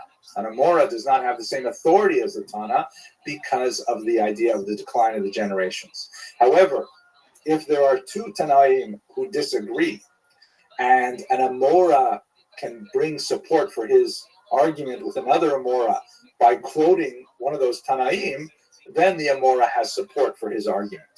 So they borrow from earlier times to prove later arguments. I know that's complicated, but we have to talk a lot more about Talmud to understand that. The next generation, there's some dispute over what exactly the Savoraim were and when they were, but they blend into the period of the Geonim, which we did speak about a little while ago. And these are the post-Talmudic authorities, primarily based in Mesopotamia, up until about the year 1000. And now we get to our protagonists, the Rishonim. They are called now the first ones. They're clearly not first when you consider them within the scope of the prior authorities, but they represent a distinct chunk of intellectuals who are writing particular kinds of things roughly during the period 1000 to 1500. I've rounded these numbers off, obviously, but this is the era of the Rishonim. And what I'd like to do now is talk a little bit about what they did, why they deserve their own name, what makes them so special, and they are distinguished from the later authorities called the Acharonim, literally the after ones or the later ones. The Acharonim definitely also have a very distinct style, very different from the Rishonim, and I'd like to spend more time about that, but God willing, when we get to the fall, we'll talk about the Acharonim. Note that they kind of stop at around the year 1900. I think it's because in the 20th century, although there's no real kind of dramatic break between the people who were writing in the 18th century, 19th century, but by the time you get to the 20th century, there's just people feel like, wow, I can't be an Acharon. You can't call me an Acharon like the Maharsha or like the Ketsos or something like that. It's too much. So we'll come back to that. But at any rate, these are the sort of terms used for these big intellectual chunks of time and the sort of things that are happening in there. So let's understand what were the Rishonim up to. So they're involved in three main activities. They were largely commentators, counters, and codifiers. These three groups and these three types of activities were especially important for the Rishonim, and we'll understand them in turn here. So here's a beautiful picture, by the way. You're going to see it again in the next class, of an illuminated manuscript of the Guide for the Perplexed. You see there is Maimonides on the right, and he's wearing tefillin, and he's holding up an astrolabe, which is one of the key inventions of the era of the Rishonim, and Rishonim are often pictured holding on to them, their astronomical devices for navigation and things like that. And he's speaking to his students over there. And notice the artwork around the outside, which is absolutely fantastic. At any rate, commentators. So one of the most important figures, one of the people who is regarded as the rabbi of all Israel, and in fact, the acronym of his name is Rashi. His name is actually Rabbi Shlomo ben Yitzchak, or Rabbi Shlomo Yitzchaki, Solomon, the son of Isaac. But it's also sometimes playfully translated as Rabban Shel Yisrael, the rabbi of all Israel. And a brilliant figure who we will have occasion to speak about next week when we come to the Crusades, who essentially embarked on a massive sweep of Jewish literature, a tour de force, providing very pithy, short, but incisive and deeply clarifying comments on the entire Torah, the entire Tanakh, the entire Talmud. Massive amount of work that he actually repeated several times. He went through several editions. There are, unfortunately, a few lost tractates where either he did not complete it or we've lost it. But otherwise, we have this guide that takes you through all of the major texts of Judaism in the 11th century. And his style is absolutely enlightening. Children study it because it is so clear and gets to the point of the matter. Now, also, his clarity is, you see the art in it because he takes very complicated things, and he edits them down to just 3 or 4 words quite often, and just gets across the idea. One of the most important things that Rashi did is his commentary on the Torah itself, the first 5 books of Moses. And in fact, people say that the correct way to learn Torah is with 2 fingers, one finger following the Hebrew text, the other finger following Rashi's commentary. And in fact, in discussions with the Christian colleagues who are Bible scholars, I realize how deeply ingrained it is in Jewish study of the text to always be following along with a commentator, and there are several to choose from, obviously, but Rashi is clearly the king of these commentators. One of the major elements of his intellectual art was his awareness that a major desideratum was to bring the oral Torah, that is the Midrash, the Mishnah, some of the esoterica of what would later be called the Kabbalah, and bring that into the text itself through the commentary. So when you're learning the text of the Torah with Rashi's commentary, you see sometimes, really strange, difficult passages. Rashi will say, don't worry, the oral Torah addresses the questions that you're probably having, and he'll bring in these brilliant insights from the oral Torah. And so it really makes the study of the Torah with Rashi a complete, comprehensive study of the Torah as a whole. One of the interesting engines of Rashi research today is the perennial question, what's bothering Rashi? Like, why did Rashi choose to tell us this? And you figure out the question that Rashi must have had that drove him to give us the answer, and it's tremendously satisfying learning. So Rashi is one of many. He is definitely the king of the era, but he is one of the most important commentators who provide insight into these ancient texts and make them accessible for his generation and for the following millennium. He is as fresh today as he was in the 11th century. The second major group, which are less significant today in terms of people following in their footsteps. There are many people who are like writing commentaries upon commentaries. Of course, there are super commentaries on Rashi to this day, but are the counters. In Hebrew, they're called the Monei HaMitzvot, the counters of the commandments. So based on a passage in the Talmud, a very well-known passage in which there's a description of 613 commandments in the Torah, the Rishonim began to say, okay, well, let's make a list. Let's go through the Torah and let us actually provide a list of all 613. Of course, what happens is when you get multiple rabbis working on one problem, frequently you get multiple solutions, right? Like 2 Jews, 3 opinions. And in fact, they all have to come up with the number 613 because that's the number that the Talmud says is there. But then they disagree as to, no, you're counting something that's not a mitzvah. I don't count that mitzvah at all. And the other one says, no, you're counting 2 things as 2 separate mitzvot. They're really only one mitzvah. Or you forgot about these mitzvot. What about these, right? So the counters essentially try to place some kind of systematic order on the commandments that appear in the Torah, and it's hugely consequential because it will especially lead to the next category. But just to give you an example of one of the Rishonim that is my favorite counter for sure, this is an anonymous counter, often identified with one Aharon of Barcelona, Spain.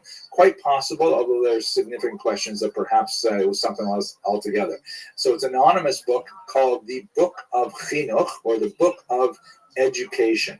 And it is the greatest bar mitzvah present ever, where this particular rabbi wants to give a bar mitzvah present to his son. So he essentially says, here, I'm going to list out all 613 commandments. I'm going to list them in the sequence in which they appear in the Torah. So when you go to synagogue every week and hear the Torah read, you'll be able to review all of the mitzvot that occur in that week's parsha. And that's brilliant. That's great. Really helpful just in itself, isn't it? But what he does after that is so much more amazing. First of all, he locates the mitzvah in a count, and they're literally counted 1 through 613. The English translation that's used wisely today is a 3-volume set. And then he tells you a little bit about how the mitzvah is performed. And then he tells you a little bit about, and this is amazing and not so common as you would think, he tells us why we have this mitzvah, this commandment.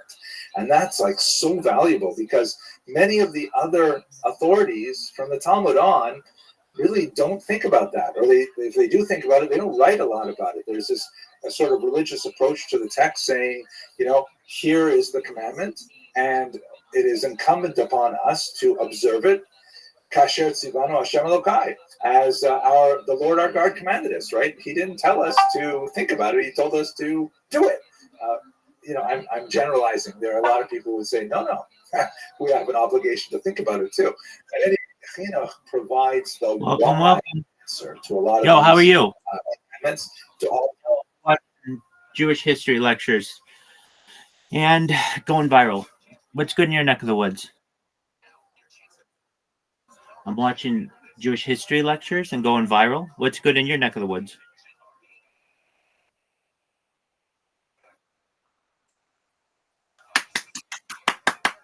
Amazing. My plan is working. World peace. I don't want war anymore. I'm sick of people fighting. And so I've dedicated my life over the course of the last 3 years to live stream my life 24/7, 365 on YouTube. Every 12 hours, I restart the stream so that people can show up. But yeah, I've been on camera essentially 24/7 for the last 3 years. Oh yeah, definitely. We got a gaming group that meets every night, and we play some mini games. Also, I love Madden. I love college football. I love FIFA. I love Fortnite. I love get into some Minecraft. We'll get into some GTA, the GOAT baby. What else do we play? Yeah, that's basically that's a good start. But I play other games too.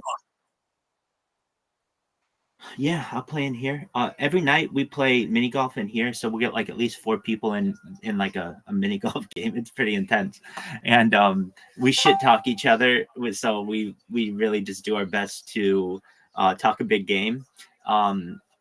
In addition to gaming, there's some really interesting things that we talk about on this stream that are going to change your life, and I mean this. So if you're like Rabbi, I'm no Sabo, and I just walked in here. How are you going to change my life? I'll tell you. Here's some stuff that we talk about that you're not going to hear in other discords. We talk about anti-gravity, antimatter, alien disclosure, dark energy. We talk about dark matter. We talk about faster than light travel. We talk about life extension technology, things like ambrosia therapy, cold shock therapies, stem cells. We talk about human growth hormone. And here's the game changer. Once you live your life to be about 80, 100, 120, no sabo, your body's going to break down. We're going to be able to scan your brain using a type of technology called mind uploading technology, and you will be able to download your brain essentially into an avatar, an android, a cybernetic being, a clone of yourself, a cyborg, a robot, an ethereal being, whatever you want to be. Meaning, that's a great question. Well, it depends what you define God as. I define God as energy. It's pretty simple. Energy's in everything. I don't know how to describe God any more than that. And honestly, I've tried my whole life to be able to, and I have failed. And I recognize that I'm human, and I may not be capable of understanding what God is more than just the idea that God is energy. But everybody I talk to about that gets on board, whether they're Jewish, Christian, Muslim, Hindu, Tao, Confucian, secular. Everybody gets on board with that. Okay, energy.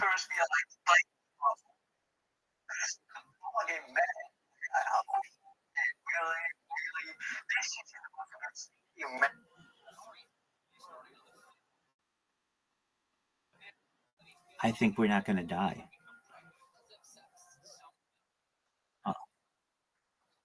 Absolutely. Yeah. When I talk about the thing that we upload into a cyborg, a cybernetic being, a clone, an avatar, an android, a robot, an ethereal being, all of that, whatever we upload, that's your soul, in my opinion. So your outer body is just like a container. And then we have the soul, which is essentially your central nervous system. It's your personality, your memories, everything that makes you you, aside from your physical body. Does that make sense? Cool.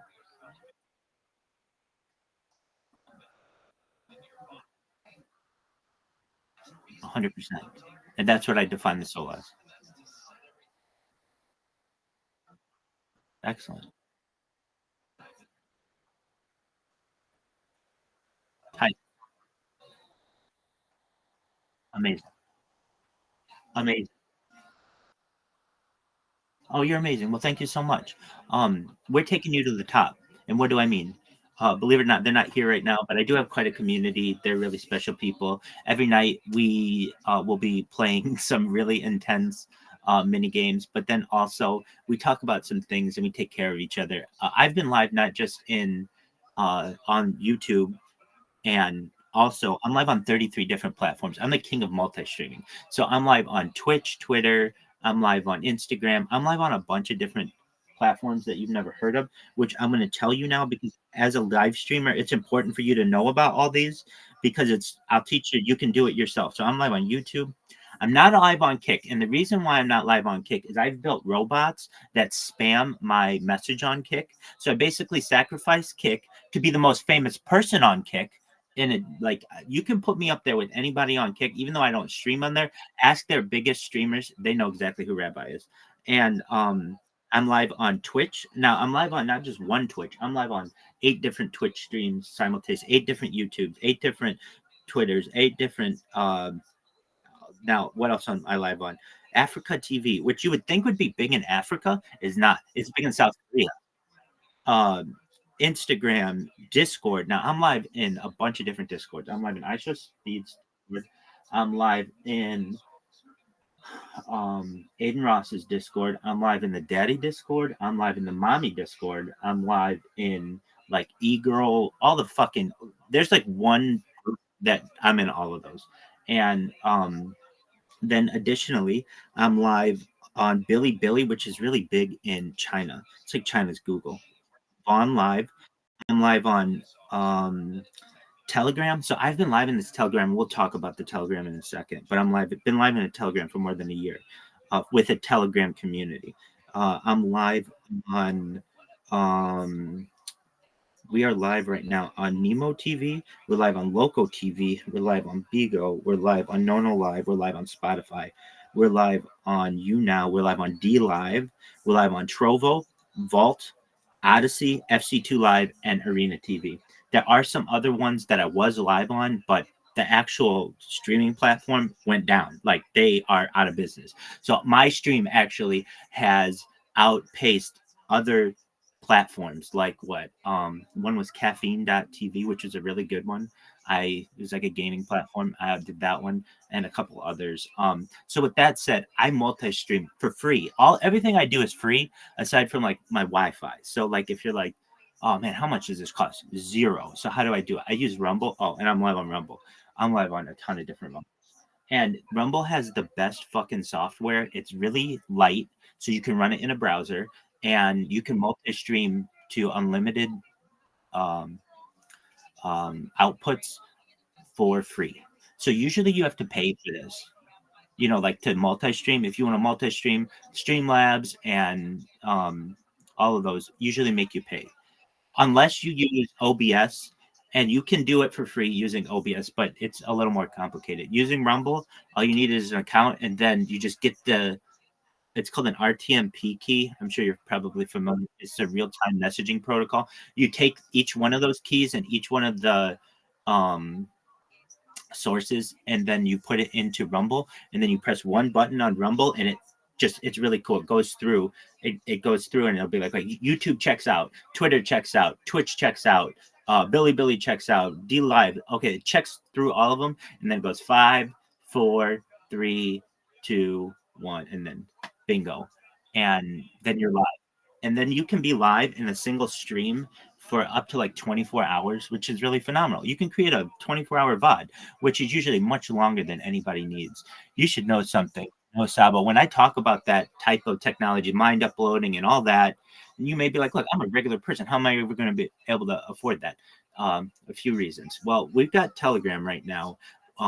And I'm actually sponsored by a cryptocurrency. It's called Harry Potter Obama Sonic 10 Inu, which is a lot of words. But basically, this cryptocurrency was worth less than a penny when I started with it.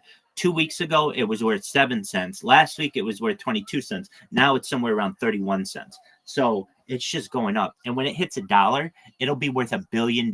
So right now, it's worth $300 million, like a huge amount, $310 million. That's its market cap. So like this, I would recommend it. Yeah.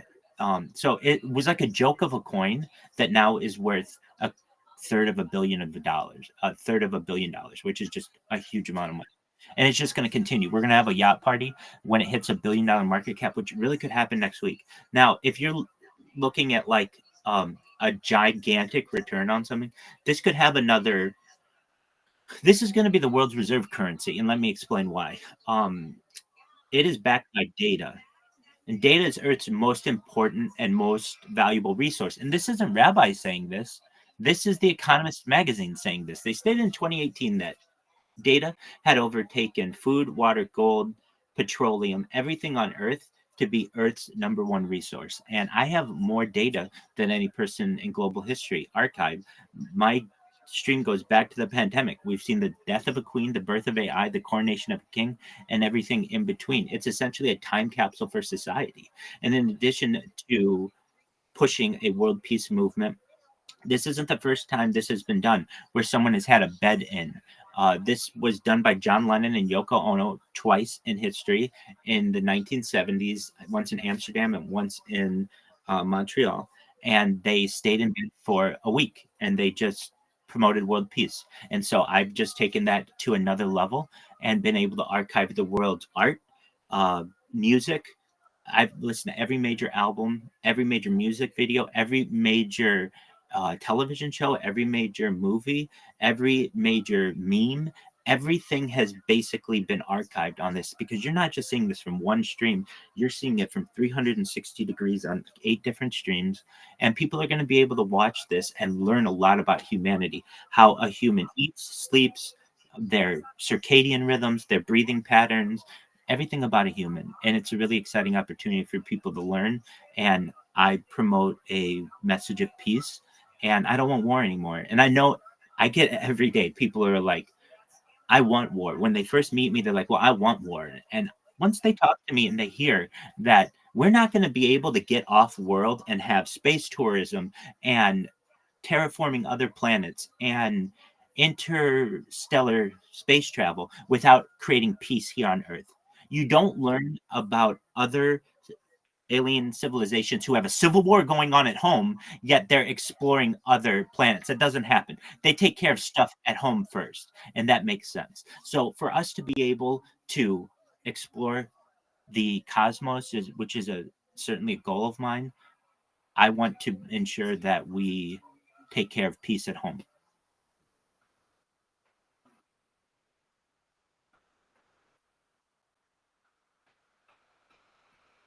I'm going to be a trailblazer. Absolutely. I'd like to one day be United Nations Secretary General, but that's not something that I really care about. I just want to be someone who is known for promoting peace most of all. That's what's important to me.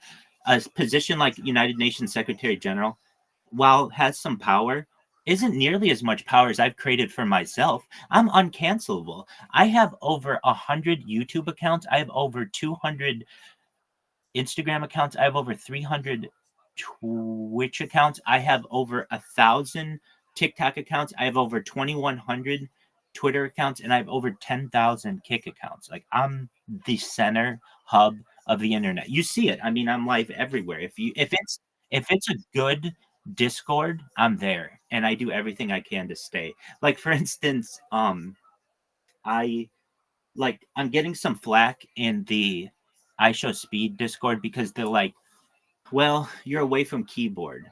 It's like, dude, I'm here. I'm more here than anybody else. If you want me, type to me. I will answer your question immediately. And honestly, the only reason why I don't talk in there is you're not allowed to self promote. And I don't like, I'm the biggest salesman in the world because I'm a world peace promoter. And that's hand in hand with my stream. So I don't want to get in trouble for that. So I figure I'll give I show Speed a portal into my life, just like I've given Aiden Ross's community and quite a few other communities as well. And they embrace it. It's actually, people have been really cool about it. So I hope I show Speed does too. And if he doesn't, that's cool. I mean, I know it. What this is what I asked. They said you are VC camping. I said, show me in the rules where it says you can't VC camp. They said it's not in the rules. I said, okay, well, please add a rule that says you can't VC camp because otherwise it looks like you're just picking on me. And they're like, well, we're not going to add a rule. I'm like, well, okay, I understand, but that is a rule. You're saying I'm breaking a rule that doesn't exist and that you're not going to make people aware of it. So honestly, if I get banned from there, it's no big deal. I've been banned from more places on the internet than any person in global history. I have 10,000 Kick accounts, each one of which gets banned every 15 minutes or so, but that's okay. I get as much spam out as is necessary. You ask Aiden Ross, you ask Amaranth, you ask the biggest people on Kick, they all know who I am. And that's really exciting. And most of all, when I go into someone's Discord, like an individual's Discord, to talk with them, no longer do I have to be like, hey, do you know who I am? No, of course they know who I am. I've been spamming them for the last 6 months. And so it's like I have to learn who they are. I'm like, oh wait, so okay, because I'm always online. I see all these people. So you're in the right spot. If you're wondering what we're doing right now, I like to listen to history lectures. We just listened to the 5,000 year history of China like 4 different times. It's like 35 parts and 50 hours. Now we're listening to History of Judaism with Dr. Professor Henry Abramson. He's one of the foremost Jewish scholars. So if you're wondering what I'm doing, I just live my life doing this. Yeah. Yeah. Yeah. You want to see my ID? That's okay. If you want, you can see my ID. It's live on YouTube too. I get asked that question all the time. So yeah. Yeah. Sure. At the very top of this, at the very top of this, um, just one moment. Hey, I'm doing well. How are you? You okay? That's okay. I'm glad to see you. Long time no see. How are things in Nigeria? Oh, that's wonderful to hear. How do you like this coin, man? 31 cent all time high. Do you like that? I love it too, man. It's going to be $1 billion soon, and we're going to do so much. You're going to come to America. You're going to have all the good things in the world. We're going to make sure such good things happen to you. And I just want you to know that it's been a wonderful ride, and I look to continue to captain it. This is a wonderful ride for a wonderful cryptocurrency, a great community. Excellent. You take care, my man. Peace, baby. If you go, uh, no Sabo, at the very top of this Discord, you will see a link that says 24/7 live YouTube streams. So if you click that, there's a link inside there. And actually, one of the like pictures that I used for the YouTube streams is my ID. But um, yeah, I get in trouble for doxing myself. So sometimes I have to cut it, but you can see it. It's a picture of me like holding my ID. I have a picture of me holding my ID. I've scanned my ID. Sure, 38.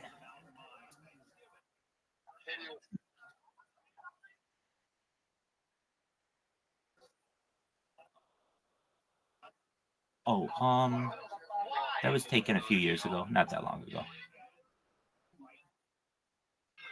My hair's a little longer by now.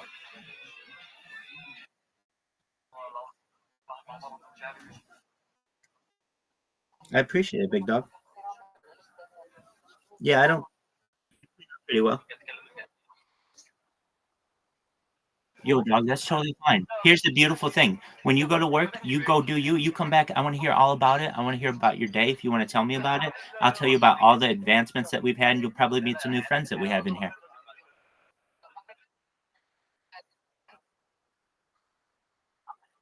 Excellent. Excellent. We'll be playing that about, I'd say, like 10 p.m. Pacific. And it gets really intense. So good. I'm glad you're a gamer. We've got a bunch of people who game in here. So you'll probably find some people who have some things in common. And yeah, we've got some. Hey, welcome. Excellent.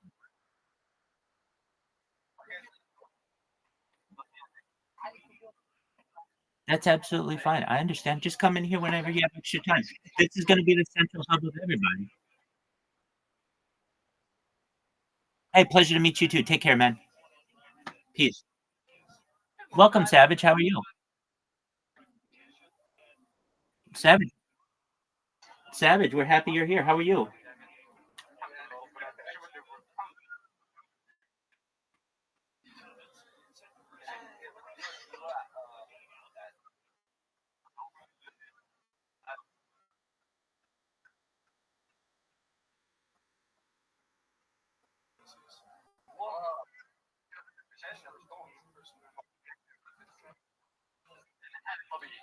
Hey, are you 18? You have to be 18 to be in here. Savage. How old are you?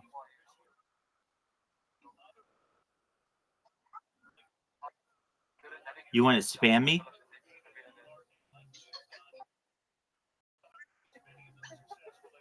All right. Well, we're just listening to Jewish History Podcast. So enjoy yourself.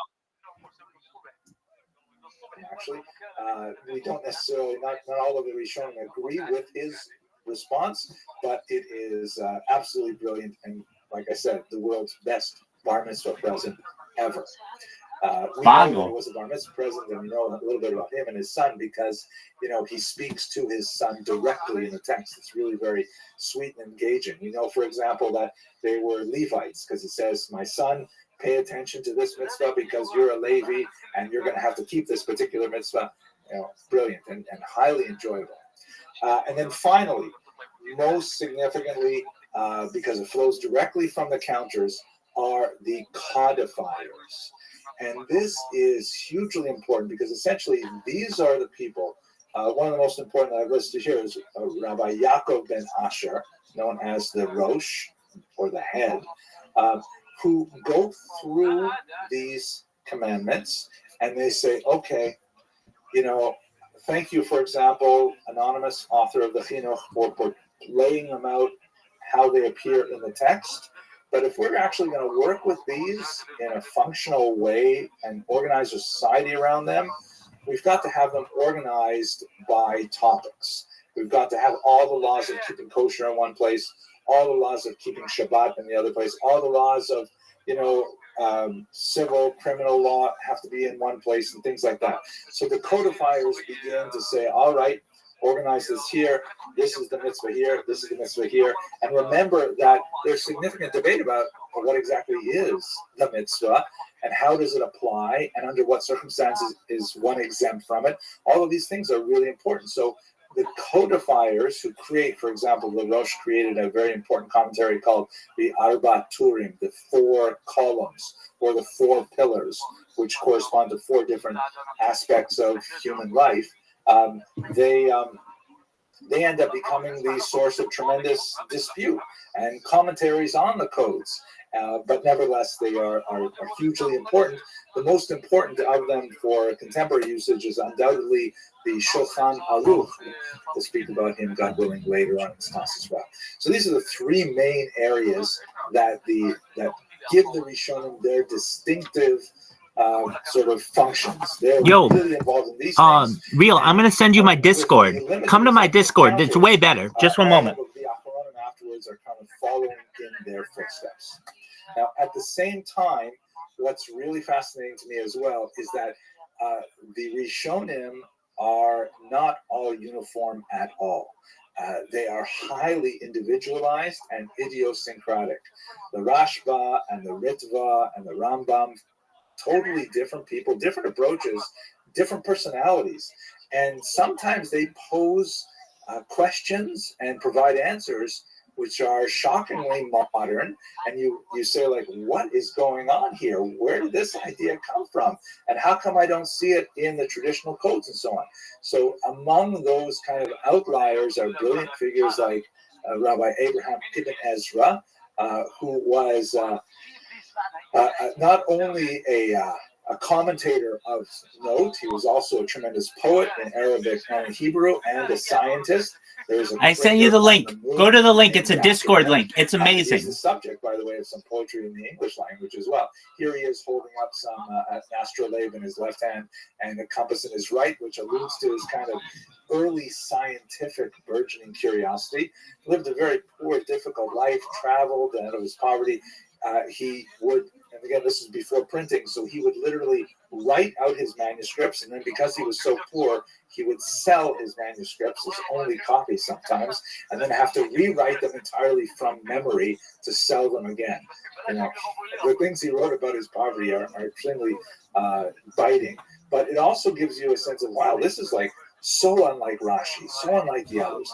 You see also Gersonides, also a Rishon who is not widely studied today, but brilliant, very cutting against the grain kind of commentaries on all kinds of issues which are of extreme relevance today. And when you study some of these Rishonim, you say, wow, this is like alternate history. Like, what would have happened to Jewish civilization if we decided that the halakha, the law, followed Gersonides and not, let's say, the Rosh? Very, very different kind of possibilities, and fascinating for our purposes. We're going to come back to both Gersonides and Ibn Ezra, I think, when we talk about the scientific revolution and Jews involved in it. But this gives you just a sense of the idea that there are many outliers among the Rishonim. It's hardly a monolithic, singularly orthodox way of looking at the world. Rishonim had a tremendous scope and spectrum of activity and interest and so on. Okay, I see that I got a little bit too excited there and I spoke too long about some of these things. So let's look at Maimonides specifically. And he is really special because, among other things, he is the greatest of the outliers. I mean, he is so amazing unto himself as a scholar, as someone who was active in all of these areas and many more. But at the same time, he was the most vilified during his lifetime, and especially shortly after his lifetime, so much so that Jews actually were responsible for burning Maimonides' books, if you can believe that. I'll get to that story.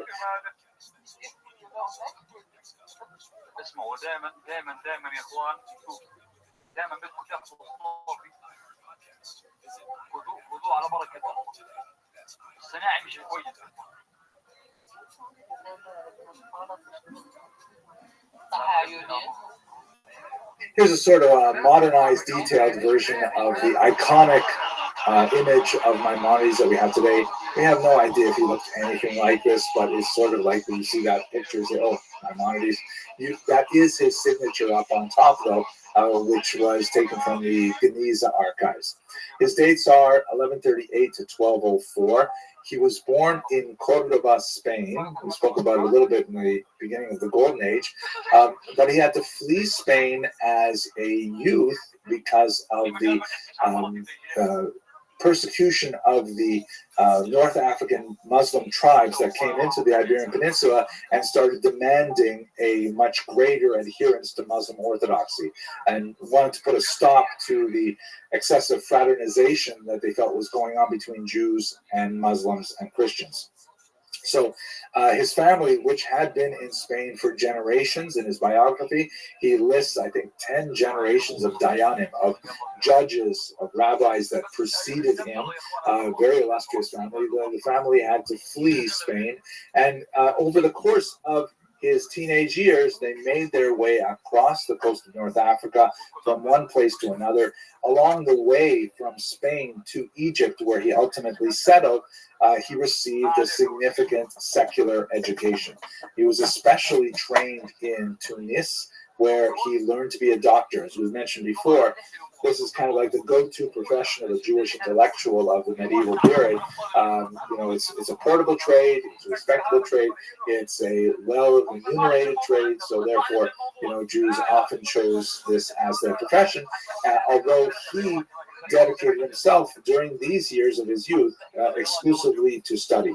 The mainstay of their family economically was his brother David, his older brother David, who was a merchant. Unfortunately, when he died in a shipwreck and lost all of their wealth as well, Maimonides had to go to work, and so he turned to trade as a physician, and he had to abandon his full-time study of Torah in order to do so to support the rest of his family. He is, in many ways, paradigmatic and at the same time exceptional. Paradigmatic in the sense that, as we discussed in the Golden Age of Spain, he is one of the usual people who is world famous. Yo, what's going on? For his secular activity. How are you? Specifically as a medical You doctor. found me. Hi, Specky. What's going on, dog? Exerts a phenomenal. Great. I'm glad to hear that. Do you mind if I tell you about my project? Excellent. I stream on. Okay. Light on Hey. all of Jewish.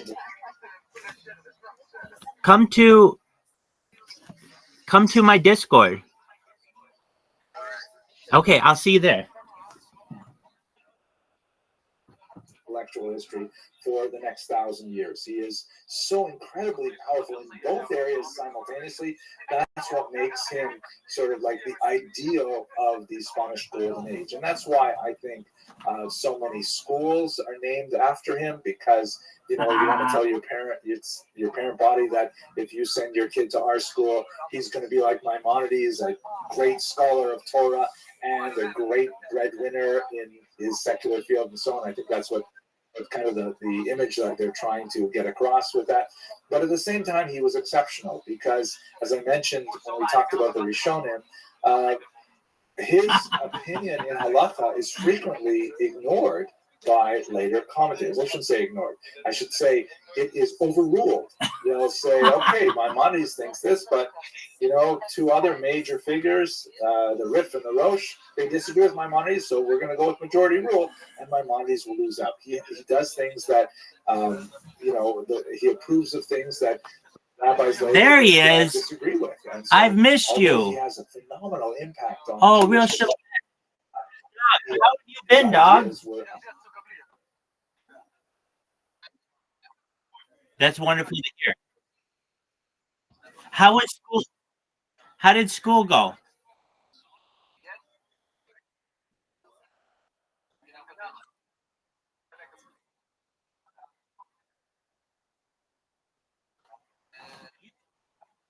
Yeah, how's mom doing?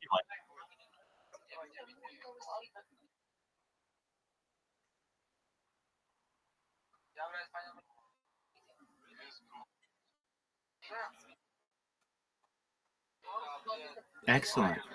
Well, are you really happy with Harry Potter Obama Sonic 10 Inu?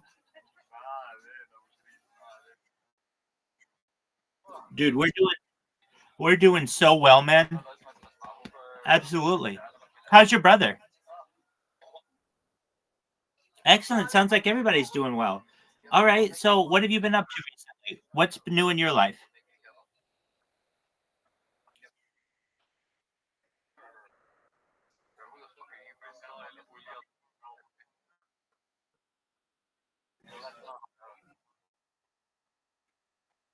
That's right. Excellent, man.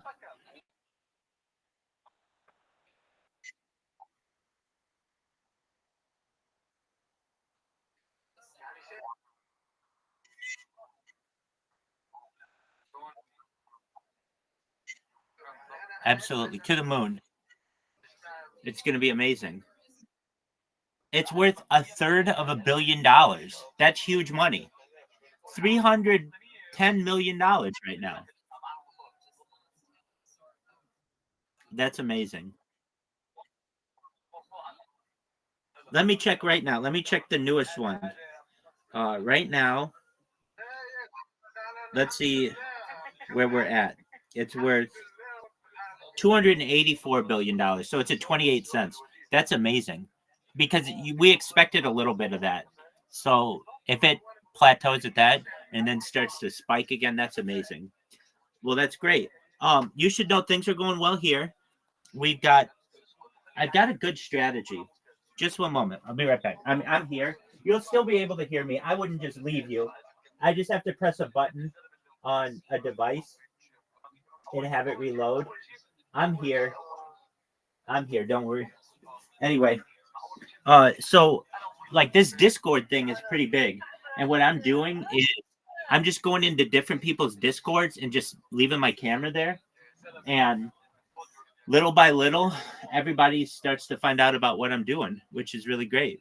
And so right now I'm live in Aiden Ross's and Daddy Discord, Mommy Discord.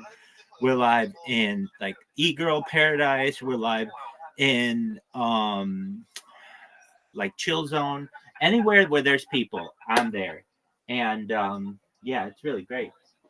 So that's really exciting. And more people are finding out about me, more and more influencers, which is really great too. And, you know, it's just a matter of time. The world peace plan is coming to fruition.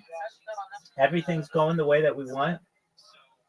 And basically, my plan is, and it's, I'm this, like, think about this, Real Schiller.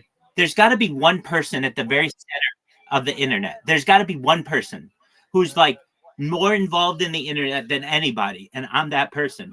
I've been live streaming my life 24/7 for 3 years. I have more accounts than anybody. This is a big deal, and it's just going to continue to be a big deal. We've got more and more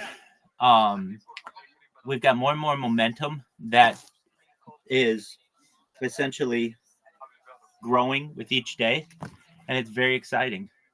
So with that, you should know that I'm really happy that you're here because you've been along for the ride, and you just see this coin keeps going higher and higher, and more people start finding out about what we're doing. So yeah, so your brother's good, your mother's good. Excellent. And you guys have such beautiful smiles. Your whole family has just such beautiful smiles. Uh, yeah. And how is your computer going? How's your brother's computer?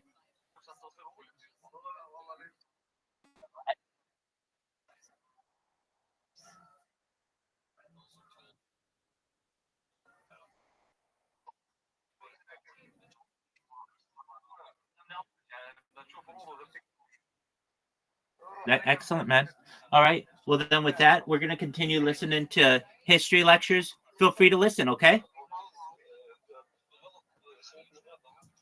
Outright Peace, rejected. baby. Just to give you one interesting example, he felt very strongly, based on his long-standing experience in his family, that a person should not receive a check for serving as a rabbi. I know I'm going to get in trouble for saying this. Rabbis, if you're watching this, the Sephardic congregations sometimes continue this practice. It's much more exceptional in the Ashkenazic reign. And there are lots of ways to justify it. Like, for example, you know, if a rabbi does not receive Take care, my check, friend. or I love you. Come back. Come back tomorrow, and let's every day just come back for 10 minutes every day. Take care, my friend. So many Jews, that would be terrible.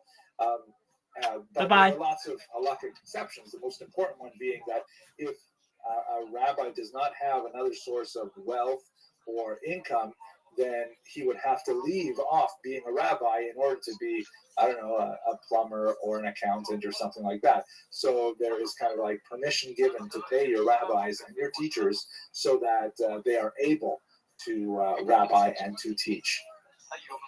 But that's like kind of an unpopular opinion that Maimonides pulls out of the Talmud and really emphasizes. By the way, I should mention that he is known popularly among Jews as Rambam or the Rambam, which is an acronym of his name, Rabbi Moses ben Maimon. The Greek term Maimonides means son of Maimon. That would be his father. Okay, so he's paradigmatic for being like kind of that Spanish Golden Age ideal, even though